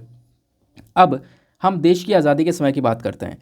देखो, अब मैं आपको थोड़ा सा रीऑर्गेनाइजेशन ऑफ स्टेट के बारे में समझाता हूँ कि भारत के अंदर जो राज्य हैं वो कैसे रीऑर्गेनाइज हुए आज के समय पर, कैसे यहाँ पर ये 28 राज्य और ये 8 यूनियन टेरिटरी बनी है। कैसे बनी है, क्या पहले से थी? नहीं, धीरे धीरे बनकर आई है। कैसे बनी है, कैसे इनका रीऑर्गेनाइजेशन किया गया है, इसको समझते हैं।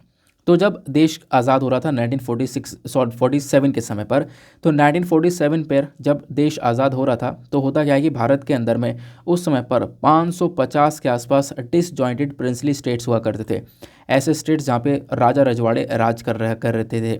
तो 550 के आसपास एरिया सब बटा हुआ था, सब बिखरा पड़ा था, है ना, जब देश आज़ाद हुआ था। अब होता क्या है कि 1947 में आज़ाद हुआ, 1950 में 1950 में हमारे संविधान में क्या किया गया, 4 अलग अलग क्लासिफिकेशंस को लेकर आया गया। इन्होंने बोला हम राज्यों को अच्छे से यहाँ पर रीऑर्गेनाइज करेंगे, और इस ऑर्गेनाइजेशन के अंदर में, रीऑर्गेनाइजेशन के अंदर में 4 पार्ट लेकर आया गया, part A, part B, part C और पार्ट डी। अब इसके अंदर क्या बोला गया, पार्ट ए के अंदर में वो वाले स्टेट्स रहेंगे, वो वाले राज्य रहेंगे जहाँ पर बेसिकली गवर्नर का प्रोविंस देखने को मिलेगा, governors province of British India. फिर उसके बाद पार्ट बी के अंदर बोला गया जो प्रिंसली स्टेट्स जहाँ जहाँ पर लेजिस्लेचर है वो पार्ट बी के अंदर आएंगे। फिर पार्ट सी के अंदर बोला गया कि जहाँ जहाँ पर चीफ कमिश्नर्स प्रोविंस देखने को मिला है ब्रिटिश इंडिया का, वो लोग यहाँ पर पार्ट सी के अंदर में आएंगे। फिर पार्ट डी के अंदर बोला गया कि जो अंडमान निकोबार आइलैंड है वो केवल पार्ट डी के अंदर रखा जाएगा, जो एक अलग से आइलैंड है।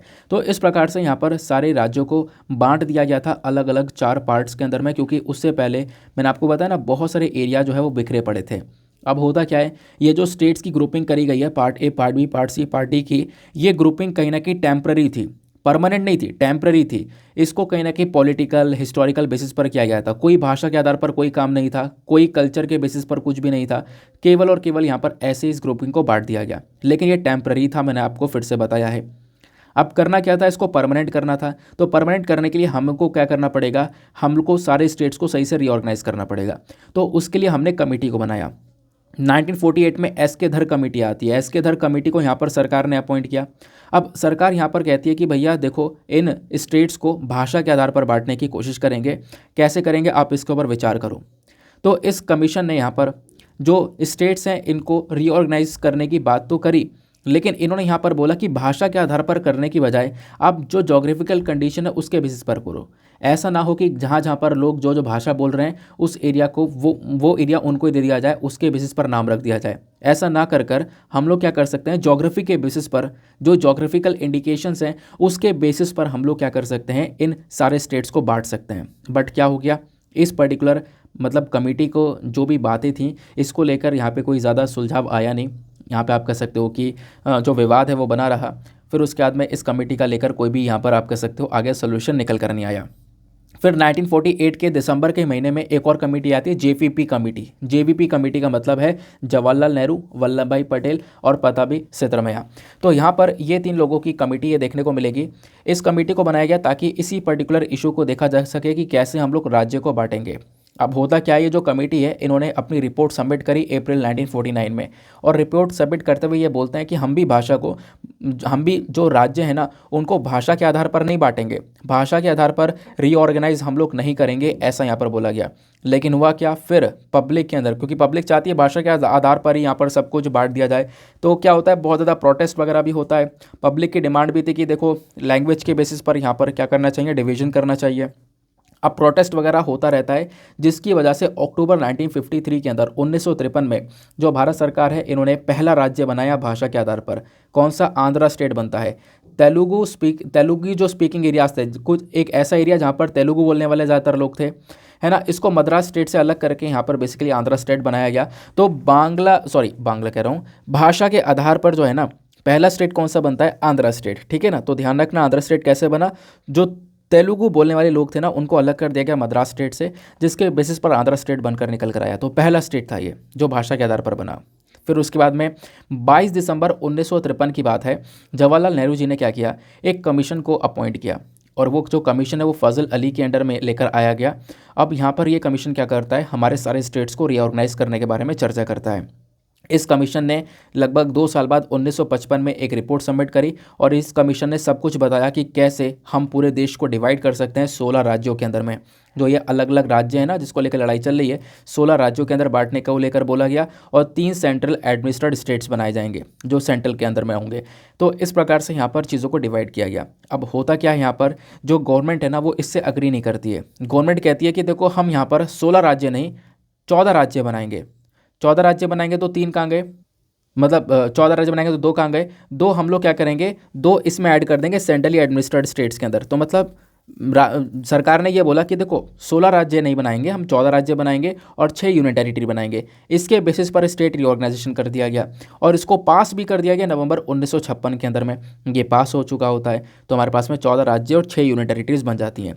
फिर धीरे धीरे कहानी बढ़ती रहती है, और आगे और भी स्टेट जो हैं वो बढ़ते रहते हैं, और मतलब बढ़ते रहते हैं आगे, जैसे जैसा काम होता रहता है। जैसे एग्जाम्पल के तौर पर मैं आपको बताऊँ, 5 अगस्त 2019 सबको याद है, जो हमारे प्रेसिडेंट हैं इन्होंने यहाँ पर क्या किया, आर्टिकल 370 को अब्रोगेट कर दिया। तो बेसिकली क्या हुआ, जो जम्मू एंड कश्मीर एक राज्य हुआ करता था, दोनों यूनियन टेरिटरी बन गए। जम्मू कश्मीर लद्दाख की अलग अलग यूनियन टेरिटरी बन गई, तो यूनियन टेरिटरी बढ़ गई अब, है ना। तो ये आपने देखने को मिलेगा। फिर उसके बाद में ऐसे ही क्या होता है कि हमारे पास में जो पहले से अलग अलग यूनियन टेरिटरी थी, जैसे दादर नागर हवेली और दमन एंड दीव, ये अलग अलग यूनियन टेरिटरी हुआ करती थी। लेकिन हुआ क्या कि इन दोनों ही यूनियन टेरिटरीज़ को हमने मर्ज कर दिया। Merger of union territory act 2019 के माध्यम से इन दोनों को मर्ज कर दिया गया। तो आज के समय पर ये दोनों मिलाकर एक ही यूनियन टेरिटरी के अंदर काउंट होती हैं। तो ऐसे यहाँ पर सारे के सारे स्टेट्स बनते चले गए, और फिर उसके बाद में 28 स्टेट्स और 8 यूनियन टेरिटरीज आज के समय पर इंडिया के अंदर आपको देखने को मिल जाती हैं, ठीक है ना। तो ये स्टेट ऑफ रीऑर्गेनाइजेशन एक्ट था, ये भी आपने यहाँ पर क्लियर होना चाहिए। ये आपका पूरा का पूरा पोर्शन है पॉलिटी के अंदर में। बाकी यहाँ पर मैंने आपको जो डिस्प्यूट था बेलगावी डिस्प्यूट, वो मैंने आपको यहाँ पर समझा दिया है कि क्या है। आने वाले समय में ये डिस्प्यूट बहुत ज़्यादा न्यूज़ में आने वाला है, तो हमने आज इसका खेल पूरी तरह से समाप्त कर दिया है। कहीं से भी क्वेश्चन बनेगा, चाहे स्टेट ऑफ रीऑर्गेनाइजेशन एक्ट, चाहे कहीं से भी क्वेश्चन बने, आप आराम से यहाँ पे प्रीलिम्स हो चाहे मेंस हो, उसको आप लोग आराम से देख पाओगे, हैंडल कर पाओगे, ठीक है ना। चलो नेक्स्ट आर्टिकल पर आते हैं। नाउ आते हैं वर्ल्ड पेज पर, देखेंगे दुनियादारी में क्या चल रहा है। बहुत ज़्यादा इंपॉर्टेंट आर्टिकल है, मतलब एक ऐसा आर्टिकल है जो कि दिमाग के ऊपर से जा सकता है, लेकिन मैं जाने दूंगा नहीं, ठीक है ना। मैं आपके दिमाग में बैठा दूंगा ये टॉपिक, जो और ज़्यादा भारी होता है उसको समझाने में और मज़ा आता है।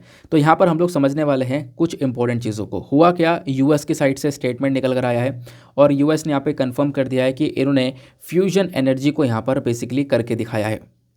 अब ये फ्यूजन एनर्जी क्या है, तो फ्यूजन एनर्जी को करके दिखाना अपने आप में बहुत ज़्यादा काबिल तारीफ़ चीज़ है और बहुत ज़्यादा यूनिक चीज़ है। आज के समय में हम लोग सभी जगह पर एनर्जी का इस्तेमाल कर रहे हैं। देखो हर जगह पर एनर्जी का यूज़ हो रहा है, इलेक्ट्रिसिटी एनर्जी का इस्तेमाल हो रहा है, सारा काम एनर्जी के बेसिस पर किया जा रहा है। और आने वाले समय में एनर्जी की काफ़ी बड़ी कमी हो सकती है। क्यों? जैसे आपने कई बार देखा, कोयले की कमी की वजह से लाइट नहीं बनती, क्योंकि कोयले जलाकर ही तो बिजली बन रही है। कोयले की कमी हो गई तो बिजली कैसे बनेगी? नहीं बनेगी, एनर्जी का जनरेशन बंद हो जाएगा। तो आने वाले समय में कहीं ना कहीं हमारे पास में रिसोर्सेज की कमी हो जाएगी, तो हम एनर्जी कैसे बना पाएंगे? तो उसके लिए एक बहुत अच्छा सोल्यूशन है फ्यूजन एनर्जी। ये पता है हमें अनलिमिटेड एनर्जी देगा, अनलिमिटेड एनर्जी। अगर मैं आपसे एक बात बोलूं कि जो एनर्जी सन के अंदर बन रही है, यानी कि जो सूर्य के ऊपर सब कुछ प्रोसेस हो रहा है, जो सूर्य की गर्मी है उसको हम अगर धरती पर लेकर आ जाएं तो हो गया क्या चीज़ है, सब कुछ जल जाएगा। ऐसा नहीं होने वाला, वही चीज़ यहाँ पे करके दिखा चुके हैं। वही है फ्यूजन एनर्जी। जो सूर्य के अंदर जो पूरी की पूरी प्रक्रिया हो रही है ना, जो एनर्जी जनरेट हो रही है, उसी एनर्जी को धरती पर किया जा रहा है। यानी आप कह सकते हो एक आर्टिफिशियल तरीके से सन के बारे में आपने सुना है ना, आर्टिफिशियल सन, वही वाला कॉन्सेप्ट यहाँ पर आपको देखने को मिलेगा। तो ये फ्यूजन एनर्जी क्या करेगी, ये हमें इतनी बड़ी मात्रा में एनर्जी देगा, एक अनलिमिटेड वे में एनर्जी देगा कि हम इसे सारा काम कर सकते हैं। तो ये फ्यूजन एनर्जी करके दिखाई है यूएस ने अपनी लैबोरेटरी के अंदर। ऑब्वियस सी बात है, इसको एक लैबोरेटरी में किया जाता है, एक प्रॉपरली यहाँ पर कंडीशन के अंदर में, नहीं तो फिर अगर, क्योंकि इतनी बड़ी गर्मी को संभाल पाना बहुत मुश्किल है, तो उसके लिए एक बड़ा सा रिएक्टर आपको देखने को मिलता है जो कि इतनी गर्मी को, इतने ज़्यादा टेम्परेचर को संभाल पाता है। ठीक है ना। ऐसी आर्टिफिशियल सन की जब टेस्टिंग होती है, चाइना ने की थी, अलग अलग कंट्रीज़ के अंदर हुई है, तो तब यहाँ पर उन्होंने कुछ सेकंड के लिए इस गर्मी को मेंटेन किया था, ऐसा देखने को मिला था। तो आप इमेजिन कर सकते हो, जो एनर्जी सन के अंदर जनरेट हो रही है, वो एनर्जी एक रिएक्टर के अंदर जनरेट करना, पृथ्वी के ऊपर जनरेट करना, सूर्य वाली एनर्जी, इसी को हम लोग बोलते हैं फ्यूजन एनर्जी। तो आप कहोगे अभी भी सर क्लियर नहीं हुआ है। हाँ, क्लियर नहीं हुआ है तो कोई बात नहीं, मैं आपको अभी समझाता हूँ, एक पिक्चर पर लेकर चलता हूँ। वैसे देखो, ये पुराना आर्टिकल है, यहाँ पर मैंने आपको पिक्चर वगैरह पहले भी शेयर कर रखा है। जब द हिंदू ने नया नया एक्सप्लेनर पेज स्टार्ट किया था ना, टेक्स्ट एंड कॉन्टेक्स्ट जो जिसको हम आज के नाम से जानते हैं, तो तब ये आर्टिकल आया था, तब का मेरे पास सेव रखा हुआ है ये, और मैंने सेव करके रखा था। बहुत सारे ऐसे आर्टिकल्स, कंटेंट देखने को मिलेगा जो पिछले साल या इनफैक्ट 2019 के भी सेव हैं, जो कि मतलब बीच बीच में काम में आते रहते हैं। ठीक है ना। जैसे आज ये काम में आ गया, ये मैंने पिछले साल सेव करके रखा हुआ था, या आज काम में आ गया। मतलब जब द हिंदू ने शायद दूसरा या तीसरा दिन हुआ था, टेक्स्ट एंड कॉन्टेक्स्ट वाला पेज स्टार्ट ही किया था, तब ये आर्टिकल आया था, तब मैंने हाथों हाथ यहाँ पर इसको सेव किया हुआ था, क्योंकि एक अच्छी चीज़ थी यार, ऑब्वियस सी बात है, काम में आती है। तो देखो अब यहाँ पर हमारे लिए काम में आ चुकी है। तो आज यहाँ पे हम समझेंगे न्यूक्लियर फ्यूजन के बारे में। तो न्यूक्लियर फ्यूजन क्या है? न्यूक्लियर फ्यूजन बेसिकली एक ऐसा प्रोसेस है, मतलब ऐसा प्रोसेस कह सकते हो, जिसकी वजह से जो सन है ना, सन यहाँ पर एक गर्मी दे रहा है। सन यानी जो हमारा सूरज है, वो गर्मी दे रहा है, लाइट दे रहा है। क्यों? क्योंकि उसके अंदर न्यूक्लियर फ्यूजन हो रहा है। अब न्यूक्लियर फ्यूजन में होता क्या है? देखो, न्यूक्लियर फ्यूजन में एक बहुत भारी भरकम एनर्जी निकल कर आती है। कैसे निकल कर आती है?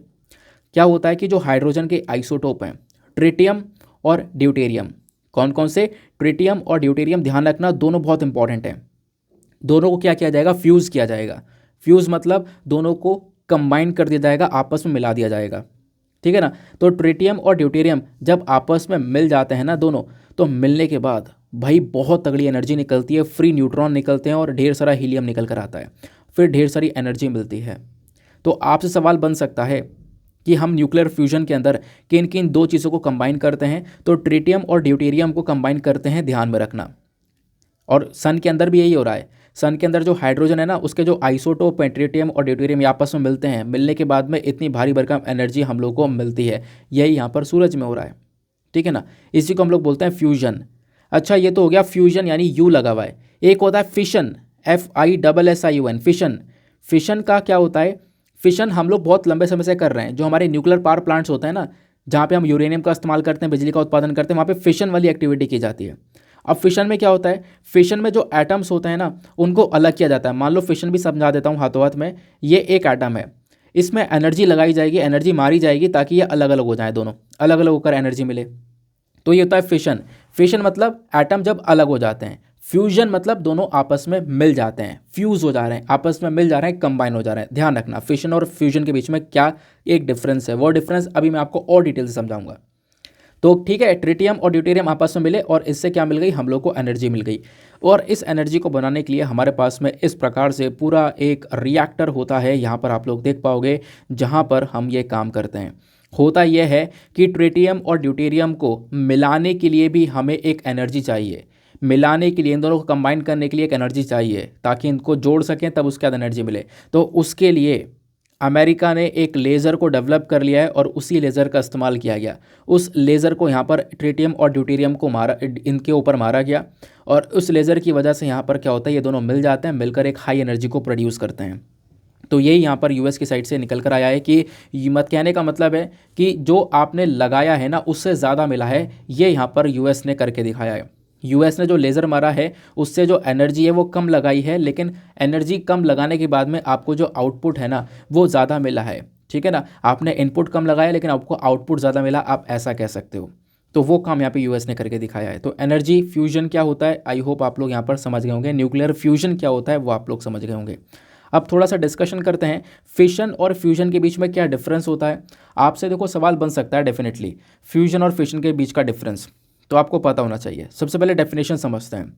डेफिनेशन मैंने आपको बता दिया ऑलरेडी कि जो फिशन है ना, फिशन में क्या होता है कि हम लोग एटम को स्प्लिट कर देते हैं, एटम जो है वो छोटे छोटे एटम में टूट जाता है। लेकिन फ्यूजन में दो एटम आपस में आकर मिल जाते हैं, उसको एक बहुत बड़ा एटम बना देते हैं, भारी बना देते हैं, और यहीं से एनर्जी हम लोग को मिलती है। ये तोड़कर एनर्जी बनाता है, ये जोड़कर एनर्जी बनाता है। बात क्लियर हो गई। अकरेंस की बात करें तो ये जो फिशन है ना, ये नॉर्मली करा जा सकता, मतलब कि हमारे नेचर में नॉर्मली नहीं होता, मतलब हम इसको आर्टिफिशियल तरीके से करते हैं। जैसे कि हमारा जो पावर प्लांट्स होता है ना, उन पावर प्लांट्स के अंदर यूरेनियम जो होता है, यूरेनियम का इस्तेमाल करके हम लोग ये फ्यूजन करवाते हैं, फिशन करवाते हैं। लेकिन जो फ्यूजन होता है ये हमारे प्राकृतिक तौर पर भी होता है, यानी कि सूर्य के अंदर एक फ्यूजन वाला प्रोसेस देखने को मिलता है, हमारे जो स्टार हैं, जो सितारे हैं, उनके अंदर ये प्रोसेस देखने को मिलता है। तो ये नेचुरली हमारी प्रकृति में मिलता है, लेकिन ये फ्यूजन जो है ये प्रकृति में नहीं मिलता है, इसको आर्टिफिशियल तरीके से बनाया जाता है। बात क्लियर हो गई। अब होता क्या है कि देखो दोनों को ही बनाने के लिए, दोनों ही एनर्जी को बनाने के लिए आपको इसमें एनर्जी लगाने की ज़रूरत पड़ती है। तो यहाँ पे थोड़ी सी कम एनर्जी लगती है, लेकिन फ्यूजन के अंदर बहुत ज़्यादा हाई एनर्जी लगानी पड़ती है, तब जाके हम लोग को एनर्जी मिल पाती है। बात क्लियर हो गई। और एनर्जी रिलीज होने की बात करें तो ये जो फिशन है ना, जो आर्टिफिशियल तरीके से बना रहे हैं हम, इसमें जब एनर्जी हमें मिलती है तो अच्छी खासी मिल जाती है, उसमें कोई प्रॉब्लम वाली बात नहीं है। लेकिन इससे पोल्यूशन बहुत ज़्यादा होता है। जैसे रेडिएशन का मैंने आपको बताया ना, यूरेनियम का इस्तेमाल कर रहे हैं तो बहुत सारा न्यूक्लियर रेडिएशन वगैरह, ये पोल्यूशन बहुत ज़्यादा होता है। केमिकल रिएक्शन बहुत सारे देखने को मिलते हैं, जिसकी वजह से यहाँ पर बहुत सारी प्रॉब्लम्स क्रिएट होती हैं। इनफैक्ट बहुत सारे लोग बीमार भी पड़ते हैं। लेकिन ऐसा आपको फ्यूजन में नहीं देखने को मिलेगा। तो फ्यूजन की एक अच्छी बात यह है कि ये क्लीन की तरह काम करता है, क्लीन एनर्जी की तरह काम करता है। यहाँ पर कोई ज़्यादा पोल्यूशन होता नहीं है, थोड़ा बहुत होता है तो उसको हैंडल कर लिया जाता है। ठीक है ना, ये बात क्लियर हो गई। तो जो फिशन है इसका हम इस्तेमाल करते हैं न्यूक्लियर पावर प्लांट के अंदर, और जो फ्यूजन होता है इसके लिए हमें पूरी की पूरी एक्सपेरिमेंटल टेक्नोलॉजी चाहिए होती है। तो जैसा कि मैंने आपको अभी दिखाया था, पूरी एक टेक्नोलॉजी जो बनाई गई है, क्योंकि इतनी गर्मी को झेल पाना मतलब किसी भी जगह पर किसी चीज़ की बात नहीं हो पाएगी, तो यहाँ पर उसके लिए पूरी एक टेक्नोलॉजी बनाई गई है। वो मैंने टेक्नोलॉजी आपको अभी पिक्चर के अंदर दिखाई थी, इस प्रकार से जो आपको यहाँ पर ये नज़र आ रही है। बात क्लियर हो गई ना। तो ये काम क्या है यूएस ने, फ्यूजन क्या है, फिशन क्या है, इसके बीच का डिफरेंस क्या है, ये भी आपने यहाँ पर ध्यान में रखना है। ठीक है, ये मैंने आपको बता दिया। तो न्यूक्लियर फिशन क्या होता है, जब यहाँ पर एक एटम अलग अलग बढ़ जाता है और एनर्जी देता है। फ्यूजन के अंदर दोनों आपस में मिलकर एक बड़ा बनाते हैं और उसके बाद एनर्जी प्रोवाइड करवाते हैं। चलो अगले आर्टिकल पर हम लोग आते हैं। नाउ आते हैं एडिटोरियल डिस्कशन पर। तो आज के एडिटोरियल में बेसिकली टेक्स्ट एंड कॉन्टेक्स्ट पर एक आर्टिकल है, ये वाला, how gene therapy could cure cancer. तो ये भी थोड़ा इंटरेस्टिंग सा है। जैसे आपने फ्यूजन फिशन पढ़ा ना, वैसे आपको मैं अभी एक जीन एडिटिंग समझाऊंगा। जीन एडिटिंग क्या होती है वो आपको बहुत अच्छे से समझ में आएगा। CRISPR-Cas9 क्या है, कैसे काम करता है वो समझ में आएगा। इसको लेकर यूपीएससी सवाल पूछ चुका है, वो भी मैं आपको दिखाऊंगा। तो एक पर्टिकुलर एडिटोरियल तो यह है, इसको डिस्कस करेंगे। उसका जो नेक्स्ट एडिटोरियल हमारे पास में वो यह है, the race of two Asian giants, the story of India and China. तो इस पर्टिकुलर आर्टिकल को हम डिस्कस करेंगे कि कैसे जो इंडिया चाइना के जो रिलेशंस हैं वो आज के समय पर कितने ज़्यादा ख़राब हो चुके हैं और आने वाले समय में ये कितनी ज़्यादा प्रॉब्लम्स को क्रिएट करने वाले हैं। ठीक है ना। तो चलो पहले हम लोग इसी वाले आर्टिकल को कवर करते हैं। मैं तुरंत आपको ये सारी इन्फॉर्मेशन शेयर करता हूँ, क्योंकि इसको लेकर कई बार अलग अलग जो एडिटोरियल्स हैं वो यहाँ पर पब्लिश हुए हुए हैं। ठीक है ना।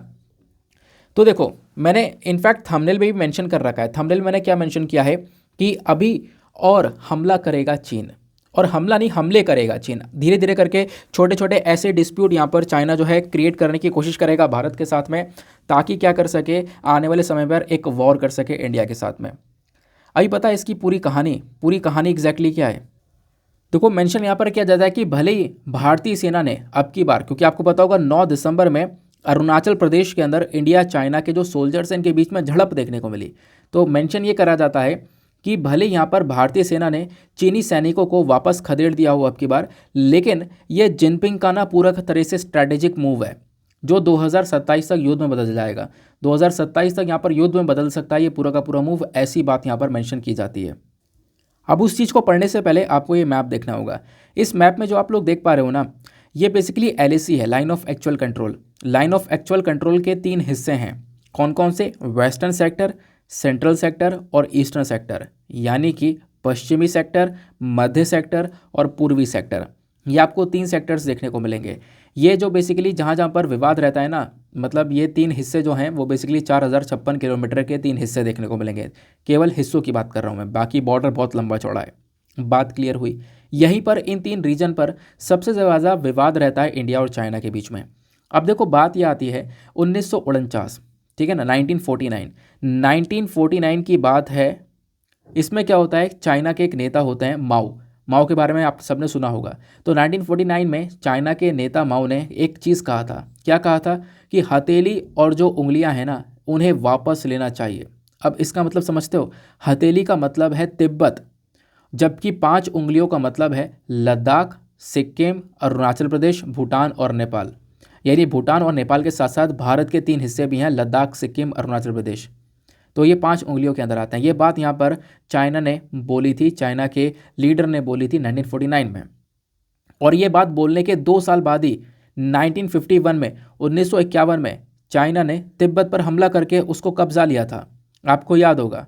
फिर उसके बाद में इंडिया के साथ में भी क्या करने लगा, ये अलग अलग तरीके से विवाद को बनाने लगा। क्योंकि 1962 के अंदर आपको पता है भारत और चाइना के बीच में एक जंग हो गई थी। तो उस जंग से पहले ही चाइना ने छोटी छोटी झड़पें करनी शुरू कर दी थी। तो वही चीज़ यहाँ पर मेंशन किया जा रहा है कि अब की बार भी वही सिचुएशन देखने को मिल रही है कि चाइना क्या कर रहा है, एक जंग से पहले छोटी छोटी झड़पों के ऊपर लगा पड़ा है, अलग अलग लड़ाइयाँ कर रहा है। तो हम लोग देख पा रहे हैं कि 1962 की वॉर से पहले काफ़ी बार छोटी छोटी झड़पें हुई, काफ़ी बार यहाँ पर लड़ाइयाँ हुई। ऐसा यहाँ पर इंडिया चाइनीज़ सोल्जर्स के बीच में देखने को मिला। अब होता यह है कि 2013 में जो जिनपिंग है, जो कि आपको पिक्चर में दिख रहे हैं, ये जी जिनपिंग, ये राष्ट्रपति बन जाते हैं चाइना के। इसके बाद वो माओ की जो बात है ना, हथेली और 5 उंगलियों वाली, उसी पॉलिसी के ऊपर फोकस करके आगे बढ़ते जा रहे हैं। 2013 के बाद से लगातार 2-3 सालों से जो चाइना है ना, वो बहुत ज़्यादा आक्रमण मतलब कार्रवाई करा जा रहा है ना। लगातार आप देखोगे हमारे बॉर्डर के अंदर घुसना स्टार्ट करता है, कभी दूसरे देश को परेशान कर रहा है। तो 2013 के बाद से आप देखोगे चाइना कितनी तेज़ी से फैलता जा रहा है। अब फिर उसके बाद में मैं आपको बताता हूँ 2017 का, आपको पता होगा डोकलाम विवाद। 2017 में जब डोकलाम में चाइना की जो आर्मी है ये घुस आई थी। फिर 2020 में गलवान को ये हो गया। फिर 2022 में अब अरुणाचल विवाद हो गया। 2022 में यानी कि अब की बार 9 दिसंबर को अरुणाचल विवाद हुआ। ऐसे विवाद हर 2 साल में देखने को मिल रहे हैं। तो आने वाले समय में कहीं ना कहीं एक वॉर छिड़ने की पूरी संभावना यहाँ पर देखने को मिल रही है। यानी बोला जा रहा है कि ये जो चीन की हरकत है ना, ये कहीं ना कहीं चीन और भारत को युद्ध तक लेकर जा सकती है। तो और इसकी कुछ मजबूत वजह भी दिखाई दे रही हैं, वो यहाँ पर आर्टिकल मेंशन की जाती हैं। अच्छा, वजह क्या दिखाई दे रही है, ये बहुत इंपॉर्टेंट चीज़ है, इसको समझना। बहुत दूर की यहाँ पर सोच के इस आर्टिकल में ये सारी चीज़ें मेंशन है। पहली वजह क्या है कि ताइवान के मुकाबले आप देखोगे ना, तो भारत ज़्यादा सॉफ्ट टारगेट है। यानी चाइना एक तरफ तो ताइवान के पीछे पड़ा हुआ है कि ताइवान को मैं अपने देश में लूँगा, ताइवान मेरा हिस्सा है। ताइवान के साथ में को इसकी लड़ाई अलग है। लेकिन होता यह है कि भारत ये सोचता है कि ताइवान से ज़्यादा सॉफ्ट टारगेट इंडिया है, क्योंकि ताइवान की मदद करने के लिए अमेरिका, जापान, ऑस्ट्रेलिया ये सारी देश पहुंच जाएंगे अगर यहाँ पर चाइना अटैक करता है तो ताइवान के ऊपर। लेकिन इंडिया के पास में कोई नहीं आने वाला।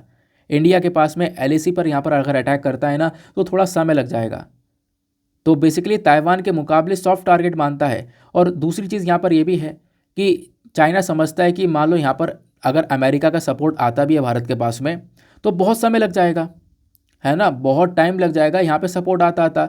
और उसका इतनी ऊंचाई पर जाना है, दुर्गम हिमालय, मतलब इतनी ऊंचाई पर युद्ध है, युद्ध में शामिल हो पाना बहुत मुश्किल है ना। इतनी इक्विपमेंट को लेकर आ पाना इतना आसान होगा नहीं। तो इस चक्कर में चाइना ना इन चीज़ों को सोच कर चल रहा है। दूसरा, आप देखोगे बाइडेन आज के समय पर काफ़ी सुस्त हैं ही, और बेसिकली यहाँ पर उनके ऊपर कोई ज़्यादा जोर इतना दिया नहीं जा रहा है।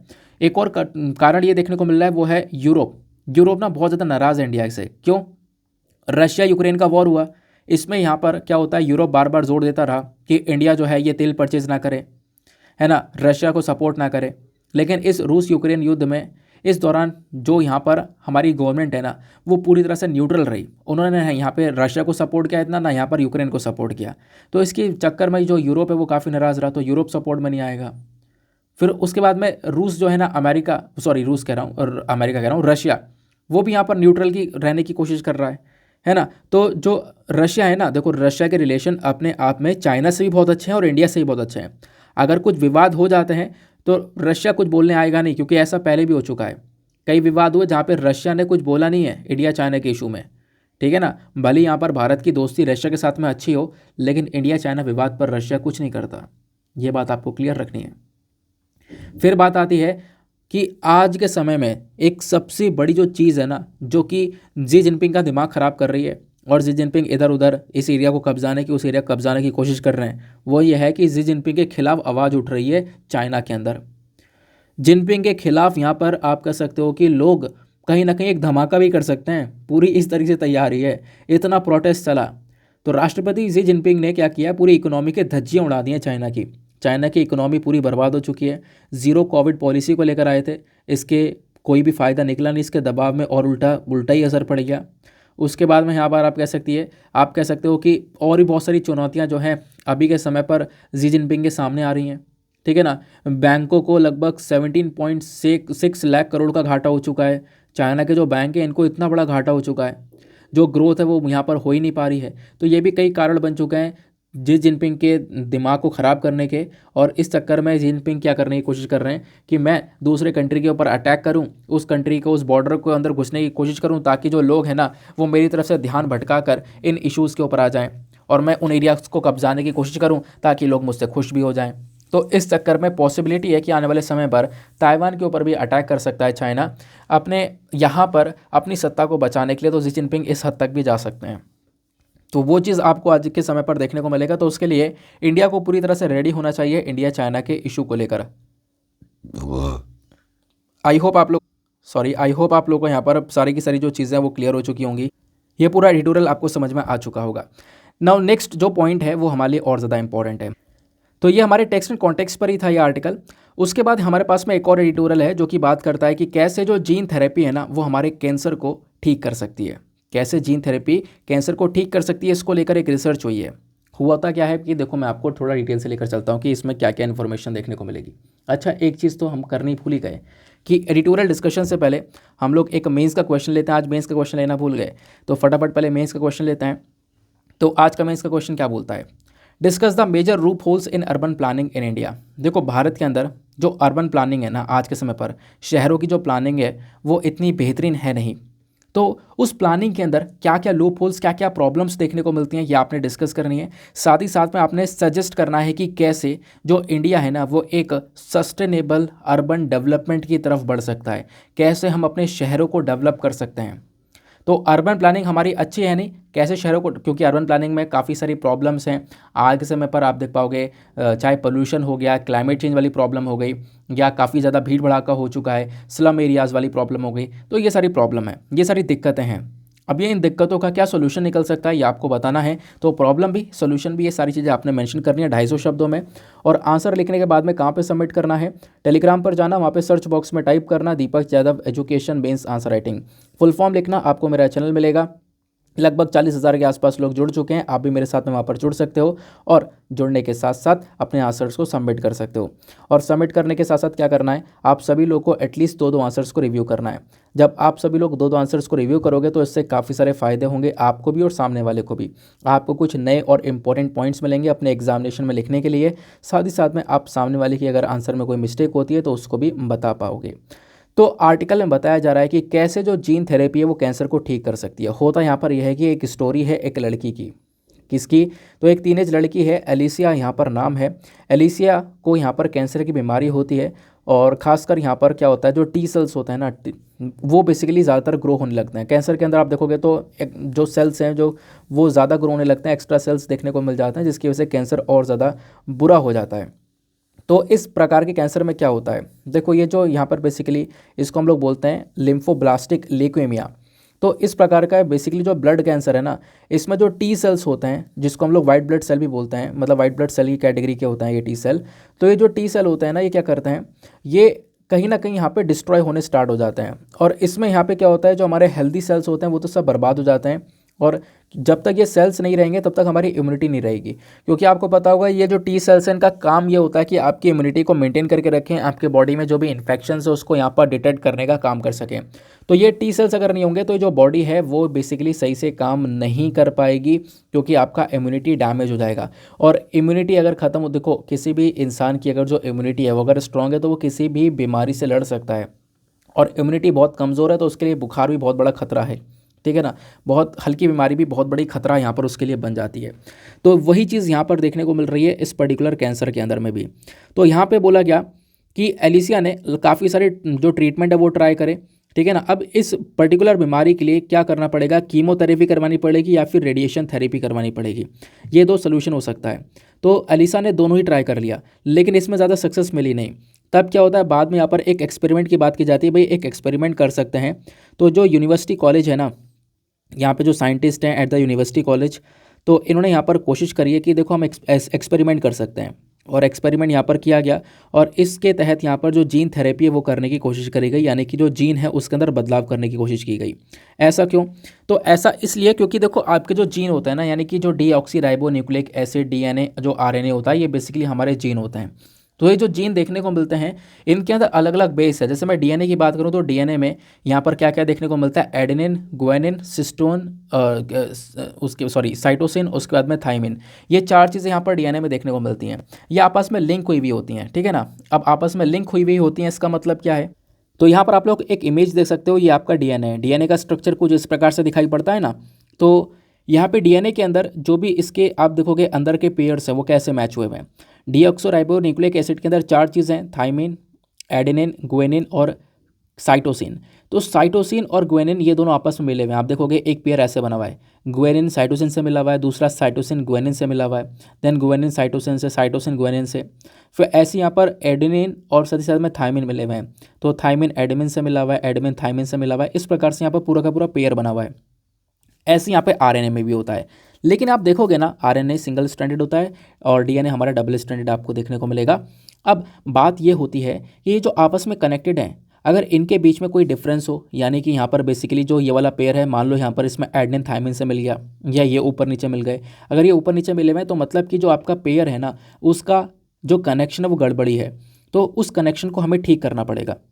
और वही चीज़ यहाँ पर होती है, ये जो डीएनए है ना, इस डीएनए के अंदर में क्या होता है कि काफ़ी सारे चेंजेस हो जाते हैं, यानी कि जो बेसिकली यहाँ पर इनका बेस है ना उसके अंदर एक मिस अरेंजमेंट देखने को मिलता है, आपस में वो गलत तरीके से कनेक्टेड होते हैं।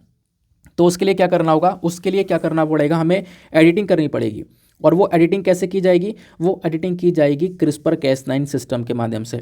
तो क्रिस्पर Cas9 बेसिकली एक ऐसा प्रोटीन देखने को मिलेगा जिसके माध्यम से जहाँ पर भी यहाँ पर एडिटिंग करनी है ना, उस एरिया को हम काट कर हटा कर एक दूसरा चीज़ ऐड कर देंगे वहाँ पर, है ना। अगर वो गलत तरीके से ऐड है तो काट के हटा देंगे, फिर उसकी जगह पर दूसरा लगा देंगे। तो इससे क्या होगा, वो जो डीएनए है वो सही हो जाएगा और जो बीमारी है वो यहाँ पर ठीक हो जाएगी। वही चीज़ यहाँ पे बताई जा रही है। तो ये जो कैंसर है ना, ये कहीं ना कहीं देखने को मिला इस डीएनए के इस खराब कनेक्शन की वजह से। तो ये ठीक किया जा सकता है लेकिन क्रिस्पर Cas9 सिस्टम से। तो क्रिस्पर Cas9 सिस्टम जिसमें यहाँ पर एक एंजाइम होगा जो कि एक सीजर की तरह, कैंची की तरह काम करेगा। उस एंजाइम से हम डीएनए का जो भी पीस खराब है उसको या फिर जो भी गलत तरीके से कनेक्टेड है उसको काट के निकाल देंगे, उसकी जगह दूसरा लगा देंगे। इससे यहाँ पे क्या होगा, वो बीमारी है वो बेसिकली ठीक हो जाएगी। तो वही चीज़ यहाँ पर करी है जिससे की वजह से यहाँ पर एक सक्सेस देखने को मिली है, जो बात यहाँ पर बताई गई बेसिकली जीन एडिटिंग के अंदर में। तो जीन एडिटिंग क्या है ये आपको यहाँ पर अच्छे से समझ में आ गया। ध्यान रखना, डायरेक्टली यहाँ पे आपसे प्रीलिम्स में सवाल बन सकता है। कैसे बन सकता है इसको देखना। तो यूपीएससी ने साल 2019 में एक सवाल पूछा था। सवाल यह है कि what is Cas9 protein. Cas9 protein क्या है जो कि अक्सर न्यूज़ में देखने को मिलता है। यहाँ पर आपको चार ऑप्शन दिए गए हैं। ऑप्शन नंबर एक मॉलिकुलर सीजर है जिससे हम लोग जीन एडिटिंग करते हैं। ऑप्शन नंबर बी, एक बायोसेंसर है जिसका हम लोग इस्तेमाल करते हैं पैथोजेंस को डिटेक्ट करने के लिए। ऑप्शन नंबर सी, एक जीन है जिससे यहाँ पर हम प्लांट्स को कीड़ों से मुक्त बनाते हैं। ऑप्शन नंबर डी, एक हर्बिसिडल जो है सब्सटेंस है जिसको हम लोग यहाँ पर मॉडिफाइड क्रॉप्स मॉडिफिकेशन के अंदर इस्तेमाल करते हैं। तो क्या चीज़ है बेसिकली ये Cas9 प्रोटीन। तो क्रिस्पर Cas9 प्रोटीन को लेकर ऑप्शन ए जो है वो बिल्कुल सही है। मैंने आपको बताया एक मॉलिकुलर सीजर है जिससे हम लोग जीन एडिटिंग करते हैं। तो ऑप्शन नंबर ए जो है वो करेक्ट आंसर हो जाएगा। ठीक है ना, बात क्लियर हो गई। तो ये था हमारा ओवरऑल डिस्कशन। अब काफ़ी सारे लोगों की किसी चीज़ की डिमांड है कि सर जो हमारा प्रीलिम्स का डिस्कशन है ना उसको बेसिकली लेकर आया जाए, मतलब जो prelims rapid fire series start आपने करी थी उसको रेगुलर रखी जाए। तो ये डिमांड थी काफ़ी सारे लोगों की। तो चलो फिर यहाँ पर हमने उस चीज़ को वापस से लेकर आने की कोशिश करी है। तो कुछ क्वेश्चंस आज हम डिस्कस करेंगे रैपिड फायर सीरीज़ के, यानी कि अभी यहाँ पर 5-6 आर्टिकल और कवर करेंगे हम। इतने सारे आर्टिकल कवर करने के बाद में 5-6 आर्टिकल और कवर करेंगे, लेकिन वो बिल्कुल शॉर्ट फॉर्म में कवर हो जाएंगे, आपको मज़ा आ जाएगा। तो पहला क्वेश्चन क्या है, कुछ क्वेश्चन ऐसे हैं जो कि प्रीलिम्स के लिए आपको तैयार करेंगे। तो ये प्रीलिम्स रैपिड फायर सीरीज है, इसको बिल्कुल मिस नहीं करना और अच्छे से सुनते हुए चलना। पहला क्वेश्चन, इंडिया इंडो कॉर्पोरेट जो है ना, इंड इंडो कॉर्पोरेट जो है एक पेट्रोल है, एक दस्तक मारी जाती है। तो रिसेंटली यहाँ पर ये न्यूज़ में देखने को मिला है। ये इंडिया और दूसरा कौन सा देश है जिसके बीच में की जाती है? Option A China, option B Indonesia, option C Sri Lanka या फिर ऑप्शन डी ईरान। अब इसका सोल्यूशन देखोगे तो उसका करेक्ट आंसर है इंडोनेशिया, ठीक है ना। तो इंडोनेशिया नाम से पता चल रहा है इंडोनेशिया और इंडिया के बीच में यहाँ पर ये जो अभ्यास है वो बेसिकली यहाँ पर किया जाता है, ठीक है ना। चलो, मतलब इंडी से इंडिया हो गया, इंडो से इंडोनेशिया हो गया, इन दोनों के बीच में इस पेट्रोलिंग को या फिर इस दस्तक को मारा जाता है साथ में मिलकर। अब इसके बारे में, इस पूरे कॉर्पोरेट के बारे में हम थोड़ा डिटेल से डिस्कस करेंगे, यानी कि ये आपने क्वेश्चन सॉल्व किया, इस क्वेश्चन के माध्यम से इस पूरे आर्टिकल को पढ़ लोगे। होता क्या है कि लगभग 39th एडिशन जो है, 39वां जो एडिशन है ना इंडिया इंडोनेशिया कोऑर्डिनेटेड पेट्रोल का, ये अभी रिसेंटली कंडक्ट किया जाता है। तो इंडिया इंडोनेशिया साथ में मिलकर यहाँ पर दस्तक मारते हैं और इनकी नेवियाँ साथ में यहाँ पर मिलकर काम करती हैं, नेवी साथ में मिलकर यहाँ पर दस्तक मारती हैं। तो साल 2002 से ही ना हर साल दो दो बार हम लोग यान पे इस प्रकार से दस्तक मारते हैं। इससे क्या होता है, इससे हम इंडियन ओशन रीजन को सुरक्षित रख सकेंगे। इससे यहाँ पर दूसरे देशों को पता चल सकेगा कि हाँ, इंडियन ओशन रीजन के अंदर इंडिया और इंडोनेशिया दोनों ही एक्टिव हैं, दोनों यहाँ पर दस्तक मारते रहते हैं और यहाँ पे जो भी इलीगल एक्टिविटीज़ हैं उसको रोकने का हम काम करते हैं, ठीक है ना। या कोई ड्रग की तस्करी हो गई, या कोई टेररिज्म का बढ़ावा हो गया, कोई चोरी हो गई, या समुद्री लुटेरे हो गए, इन सब को यहाँ पर रोकने का काम किया जाता है इस पर्टिकुलर कॉर्पोरेट के माध्यम से, इस पर्टिकुलर यहाँ पर दस्तक मारने के माध्यम से। बात क्लियर हो गई? तो इस वजह से ऑप्शन बी जो है उसका सही आंसर है। तो ध्यान रखना, इंडो कॉर्पोरेट किसके बीच में होता है? भारत और इंडोनेशिया के बीच में। नेक्स्ट क्वेश्चन जो है, विद रेफरेंस टू महाकवि सुब्रमण्यम भारतियार। महाकवि सुब्रमण्यम भारतियार एक इंपॉर्टेंट व्यक्ति हैं जो कि न्यूज़ में है। तो इनके रेफरेंस में दो स्टेटमेंट्स दिए गए हैं, बताना यह है कि कौन सा स्टेटमेंट सही है। मैंने आपको बताया कि हर बार कहीं ना कहीं इंपॉर्टेंट पर्सनैलिटी को लेकर क्वेश्चन बन जाता है, तो आपको इनके बारे में भी पता होना चाहिए। तो अगर हम इनके बारे में देखें तो पहली चीज़ क्या है कि महाकवि सुब्रमण्यम के बारे में, भारतियार के बारे में देखें तो पहली चीज़, इन्होंने भगवद गीता को ट्रांसलेट किया था तमिल में। दूसरा स्टेटमेंट बोलता है कि ये बेसिकली लड़े थे, जो महिलाएं हैं उनको मुक्ति दिलाने के लिए चाइल्ड मैरिज से, या फिर उनके प्रति जो कास्ट सिस्टम लग रहा था उस चीज़ से, कास्ट सिस्टम के अगेंस्ट में थे ये, है ना। तो कास्ट सिस्टम के खिलाफ भी ये देखने को मिले। तो इन चीज़ों से यहाँ पर इन्होंने लड़ाई करी। तो इन दोनों स्टेटमेंट में से कौन सा स्टेटमेंट सही है? नीचे आपको स्टेटमेंट दिए गए हैं, मतलब नीचे आपको ऑप्शन दिए गए हैं। Option A 1 only, option B 2 only, option C दोनों सही हैं, या फिर ऑप्शन डी दोनों में से कोई सा भी सही नहीं है। तो वैसे इसका आंसर आपको सी देखने को मिलेगा। दोनों के दोनों आपको बिल्कुल सही उत्तर देखने को मिलेंगे। तो तमिलनाडु के चीफ मिनिस्टर ने हाल ही में महाकवि सुब्रमण्यम भारतियार जी का एक स्टैचू जो है इसका उद्घाटन किया था। तो महाकवि सुब्रमण्यम भारतियार एक तमिल राइटर, पोएट, जर्नलिस्ट और इंडियन इंडिपेंडेंस एक्टिविस्ट देखने को मिलेंगे। और यहाँ पर इनको टाइटल भारती का दिया गया था क्योंकि ये पोइट्री के अंदर बहुत ज़्यादा एक्सीलेंट थे, काफ़ी अच्छी अच्छी कविताएं लिखा करते थे। साथ ही साथ में इन्होंने यहाँ पर एक तरीके से लड़ाई करी है विमेन के लिए, मतलब यहाँ पर जो चाइल्ड मैरिज है, जो बाल विवाह हो रहा है उसके अगेंस्ट में यहाँ पर ये खड़े रहे, जो कास्ट सिस्टम है उसके अगेंस्ट में खड़े रहे। तो इनका एक बहुत बड़ा रोल उस पर्टिकुलर चीज़ में भी देखने को मिला। बाकी काफ़ी सारे जो इंपॉर्टेंट लिटरेरी वर्क्स हैं वो यहाँ पर ये करे हैं, जैसे कि मैं आपको थोड़ा सा इसके बारे में बताता हूँ। जैसे कि यहाँ पर इन्होंने क्या किया, 1907 में एक तमिल वीकली इंडिया और इंग्लिश न्यूज़पेपर स्टार्ट किया था जिसका नाम था बाला भारतम, ठीक है ना। इसको स्टार्ट किया गया। साथ ही साथ में इन्होंने जो औरोबिंदो जी हैं इनको यहाँ पर असिस्ट किया आर्य जर्नल के अंदर में, उनको यहाँ पर काफ़ी सारी चीज़ें सिखाई, है ना। फिर बाद में यहाँ पर आप कह सकते हो कि और भी बहुत सारे इंपॉर्टेंट यहाँ पर ये काम करते हुए नजर आए। इन्होंने जो वैदिक हिम्स थे, यानी वैदिक के कुछ इंपॉर्टेंट भजन थे, उनको यहाँ पर ट्रांसलेट किया तमिल के अंदर में, भगवद गीता को ट्रांसलेट किया तमिल के अंदर में। तो इनके बारे में इस वजह से आपको यहाँ पर पता होना चाहिए। कुछ और ग्रेटेस्ट वर्क इनके देखने को मिल जाएंगे, जैसे कुयल पत्तू, देन पंचली सपतनम, कनन पत्तू, इस प्रकार के कुछ इंपॉर्टेंट वर्क्स यहाँ पर इन्होंने किए हैं 1912 के आसपास। तो इस वजह से यहाँ पर ये व्यक्ति काफ़ी इंपॉर्टेंट है। तो ये दोनों के दोनों स्टेटमेंट सही हैं इनके रिगार्डिंग, तो इस वजह से जो हमारा ऑप्शन नंबर सी है वो करेक्ट है। फिर आता है क्वेश्चन नंबर 3, ये बात करता है एक बर्ड के बारे में। तो अभी रिसेंटली एक बर्ड न्यूज़ में थी जिसका नाम है ग्रे बिलाइड बर्ड। तो इस ग्रे बिलाइड के बर्ड के रेफरेंस में, ग्रेट बिलाइड रेन बैबलर इसका पूरा नाम है, इस बर्ड के रेफरेंस में दो स्टेटमेंट्स दिए गए हैं, बताना ये कि कौन सा स्टेटमेंट सही है। पहला स्टेटमेंट बोलता है कि इस बर्ड को हम लोगों ने लिस्ट किया है, इस बर्ड को हम लोगों ने लिस्ट किया है एज अ क्रिटिकली इंडेंजर्ड, ठीक है ना, as a critically endangered species के अंदर रखा है IUCN लिस्ट में। फिर उसके बाद में दूसरा स्टेटमेंट बोलता है कि इसका जो नेचुरल हैबिटेट है ना वो सब ट्रॉपिकल फॉरेस्ट देखने को मिलता है। तो कौन सा स्टेटमेंट सही है ये आपको बताना है। तो यहाँ पर आपको दो स्टेटमेंट को देखते हुए नीचे ऑप्शन दिए गए, option A 1 only, option B 2 only, option C दोनों सही हैं या फिर ऑप्शन डी दोनों में से कोई सा भी सही नहीं है। तो इसका करेक्ट आंसर आपको ऑप्शन नंबर बी देखने को मिलेगा, केवल और केवल सेकंड स्टेटमेंट सही है, पहला स्टेटमेंट यहाँ पर इसका गलत है। तो बेसिकली यहाँ पर जो बर्ड है ना, ये IUCN स्टेटस के अंदर में क्रिटिकली इंडेंजर्ड कैटेगरी में ना देखते हुए ये कौन सी कैटेगरी में है इसके बारे में समझेंगे। लेकिन उससे पहले जान लेना ये बर्ड न्यूज़ में क्यों थी, क्योंकि हाल ही में ये जो व्रेन बैबलर है इसकी एक नई प्रजाति पाई गई है अरुणाचल प्रदेश के अंदर में, इस वजह से ये बर्ड न्यूज़ में है। तो ये जो ग्रे बिलाइड व्रेन बैबलर है ये बेसिकली एक प्रजाति है सॉन्ग बर्ड की, गाना गाने वाली बर्ड है। इसका जो नाम है ना, ये अरुणाचल प्रदेश की जो लोकल कम्युनिटी है लीसू, उसी के नाम पे पड़ा हुआ है। और ये बर्ड ज़्यादातर म्यांमार के अंदर पाई जाती है, कुछ बर्ड्स यहाँ पर चाइना थाईलैंड में भी देखने को मिलेंगे। IUCN में ये लीस्ट कंसर्न कैटेगरी में है, ना कि क्रिटिकली इंडेंजर्ड, इस वजह से पहला स्टेटमेंट गलत है। दूसरा, बिल्कुल ये सब ट्रॉपिकल माउंटेन फॉरेस्ट में पाई जाती है, तो इस वजह से ये वाला थोड़ा सही देखने को मिलेगा। डार्क कलर की यहाँ पर ये बर्ड है, थोड़ी सी ब्लैक कलर में आपको ये देखने को मिलेगी और साइज़ थोड़ा छोटा सा यहाँ पर इस बर्ड का देखने को मिल जाता है। बात क्लियर हो गई, आगे आते हैं नेक्स्ट क्वेश्चन की तरफ आते हैं। अगला क्वेश्चन काफ़ी इंपॉर्टेंट है, मतलब इंपॉर्टेंट ये होने वाला है, ऐसे सवाल यहाँ पर बन सकते हैं और ऐसे सवाल बनते भी रहते हैं। क्या बात की जा रही है, कंगायाम, उसके बाद में पुलिकुलम, फिर उसके बाद में है उम्बलाचरी, देन बारागुर, देन मलई माड़ू। ये अलग अलग जो नाम दिए गए ना, ये रिसेंटली न्यूज़ में देखने को मिले हैं। ये आखिरकार किस चीज़ के नाम है? ऑप्शन नंबर ए, क्या ये यहाँ पर कैटल ब्रीड्स हैं? क्या यहाँ पर ये वो वाले जानवर हैं जिनका जलीकट्टू के अंदर इस्तेमाल किया जाता है? या ये अलग अलग प्रकार की मछलियाँ हैं? या ये कॉइन्स के नाम हैं? या इनमें से कोई नहीं? तो इसका सही आंसर देना है। इसका सही आंसर ऑप्शन नंबर ए। तो जलीकट्टू रिसेंटली न्यूज़ में बना हुआ है, आपको पता होगा।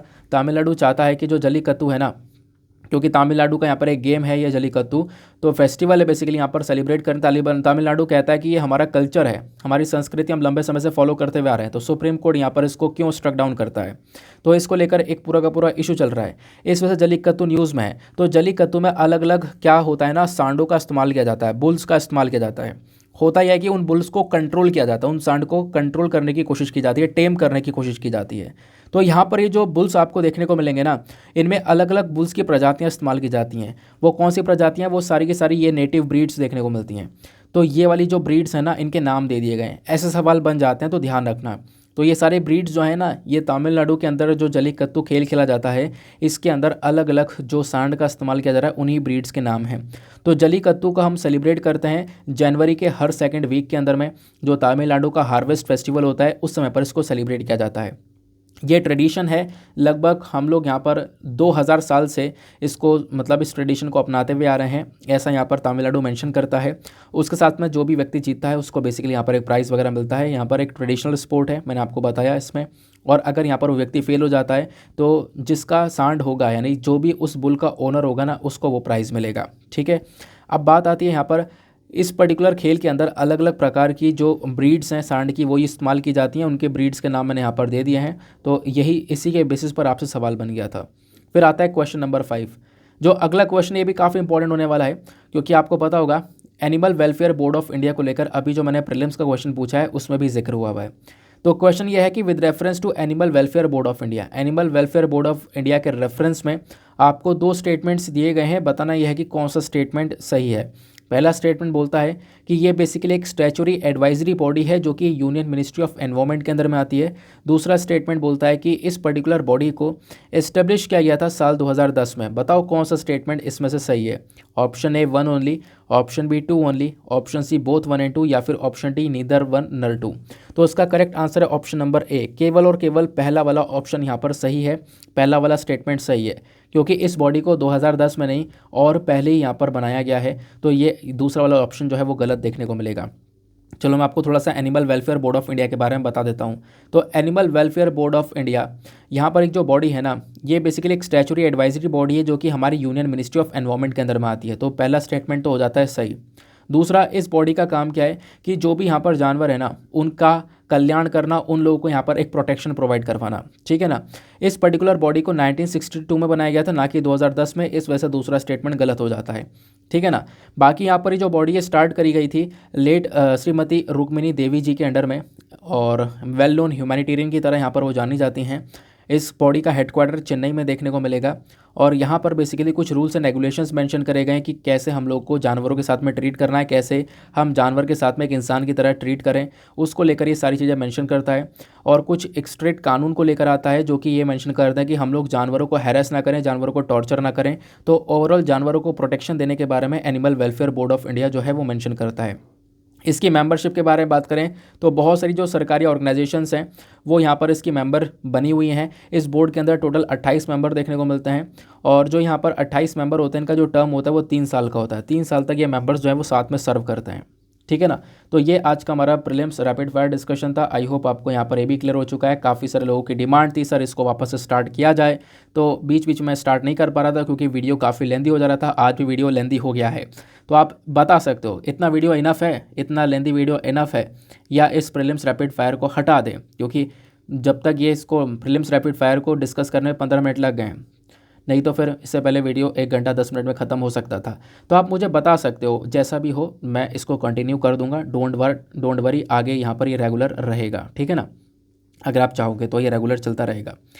अब उसके बाद में हमारी आज की कुछ वोकैब्स हैं। जैसे आज का पहला वोकैब है रेपुडिएट। रेपुडिएट मतलब होता है अस्वीकार करना यानी रिजेक्ट। दूसरा आता है ऑब्नॉक्शियस। ऑब्नॉक्शियस मतलब अप्रिय या फिर अनप्लेजेंट। तीसरा आता है इररेफ्यूटेबल। इररेफ्यूटेबल मतलब अखंडनीय या इनडिस्प्यूटेबल। फिर आता है फियर्स। फियर्स मतलब प्रचंड या फिर पावरफुल। देन आता है थॉट। थॉट मतलब विफल करना या फिर फॉइल। ठीक है ना। तो ये यहाँ पर आज की वोकैब्स भी हो गई हैं। तो वोकैब्स मैंने आज इंक्लूड कर दी हैं, वैसे काफ़ी दिनों बाद। आज पता है मैं बहुत सुबह ही उठ गया था, मतलब सुबह क्या 2:40 से बैठकर 2:40 पे उठ गया था। थोड़ा जुगाड़ कर रहा था यार, आज थोड़े आर्टिकल वगैरह मिल जाएं। तो ऑब्वियस सी बात है, हमने वीडियो रिकॉर्ड कर लिया है। अब 8 बज रहे हैं और टाइम हो रहा है 8 बज रहे हैं वैसे। अब इसको अपलोड करने में थोड़ा सा समय लगेगा डेफिनेटली, लेकिन कोई बात नहीं, वीडियो अपलोड हो जाएगा। आप प्रीलिम्स के सवाल को देख लेते हैं। तो यहाँ पर आपको 3 स्टेटमेंट दिए गए हैं, बताना है कि कौन सा स्टेटमेंट सही है। तो उसका correct answer option number B देखने को मिलेगा, सेकंड एंड थर्ड। तो मैंने आपको बता दिया, animal welfare board of India को एनवायरमेंट प्रोटेक्शन एक्ट के तहत नहीं बनाया गया है। मतलब ये कौन सी मिनिस्ट्री के अंदर में आता है मैंने आपको बताना है, आपको बताना है, क्योंकि देखो इससे पहले मैंने आपको ऑलरेडी बता दिया था। ठीक है ना। तो इस बॉडी को एस्टेब्लिश किया गया था under the prevention of cruelty animal act 1960। इसके सेक्शन 4 के अंडर में इस animal welfare board of India को बनाया गया। ये बात उसमें लिखी हुई है, शायद मैं बतानी भूल गया हूँ, कोई बात नहीं, है ना। तो वो आर्टिकल में कंटेंट आपको मिल ही जाता है पीडीएफ के अंदर में। फिर दूसरा यहाँ पर क्या है, तो पहला तो स्टेटमेंट गलत हो जाता है, दोनों स्टेटमेंट बाकी सही है। नेशनल टाइगर कंजर्वेशन अथॉरिटी वाकई में एक स्टैचुरी बॉडी है। और तीसरा यहाँ पर बोलता है national Ganga river basin authority को चेयर किया जाता है हमारे प्राइम मिनिस्टर के थ्रू। तो बेसिकली यहाँ पर जो लास्ट वाले ऑप्शन है सेकंड एंड थर्ड वो आपका सही है, बाकी यहाँ पर पहला ऑप्शन इनकरेक्ट है। नाउ मिलते हैं आप लोगों से अगले वीडियो में। आज के लिए bye bye, have a nice day, thank you and जय हिंद।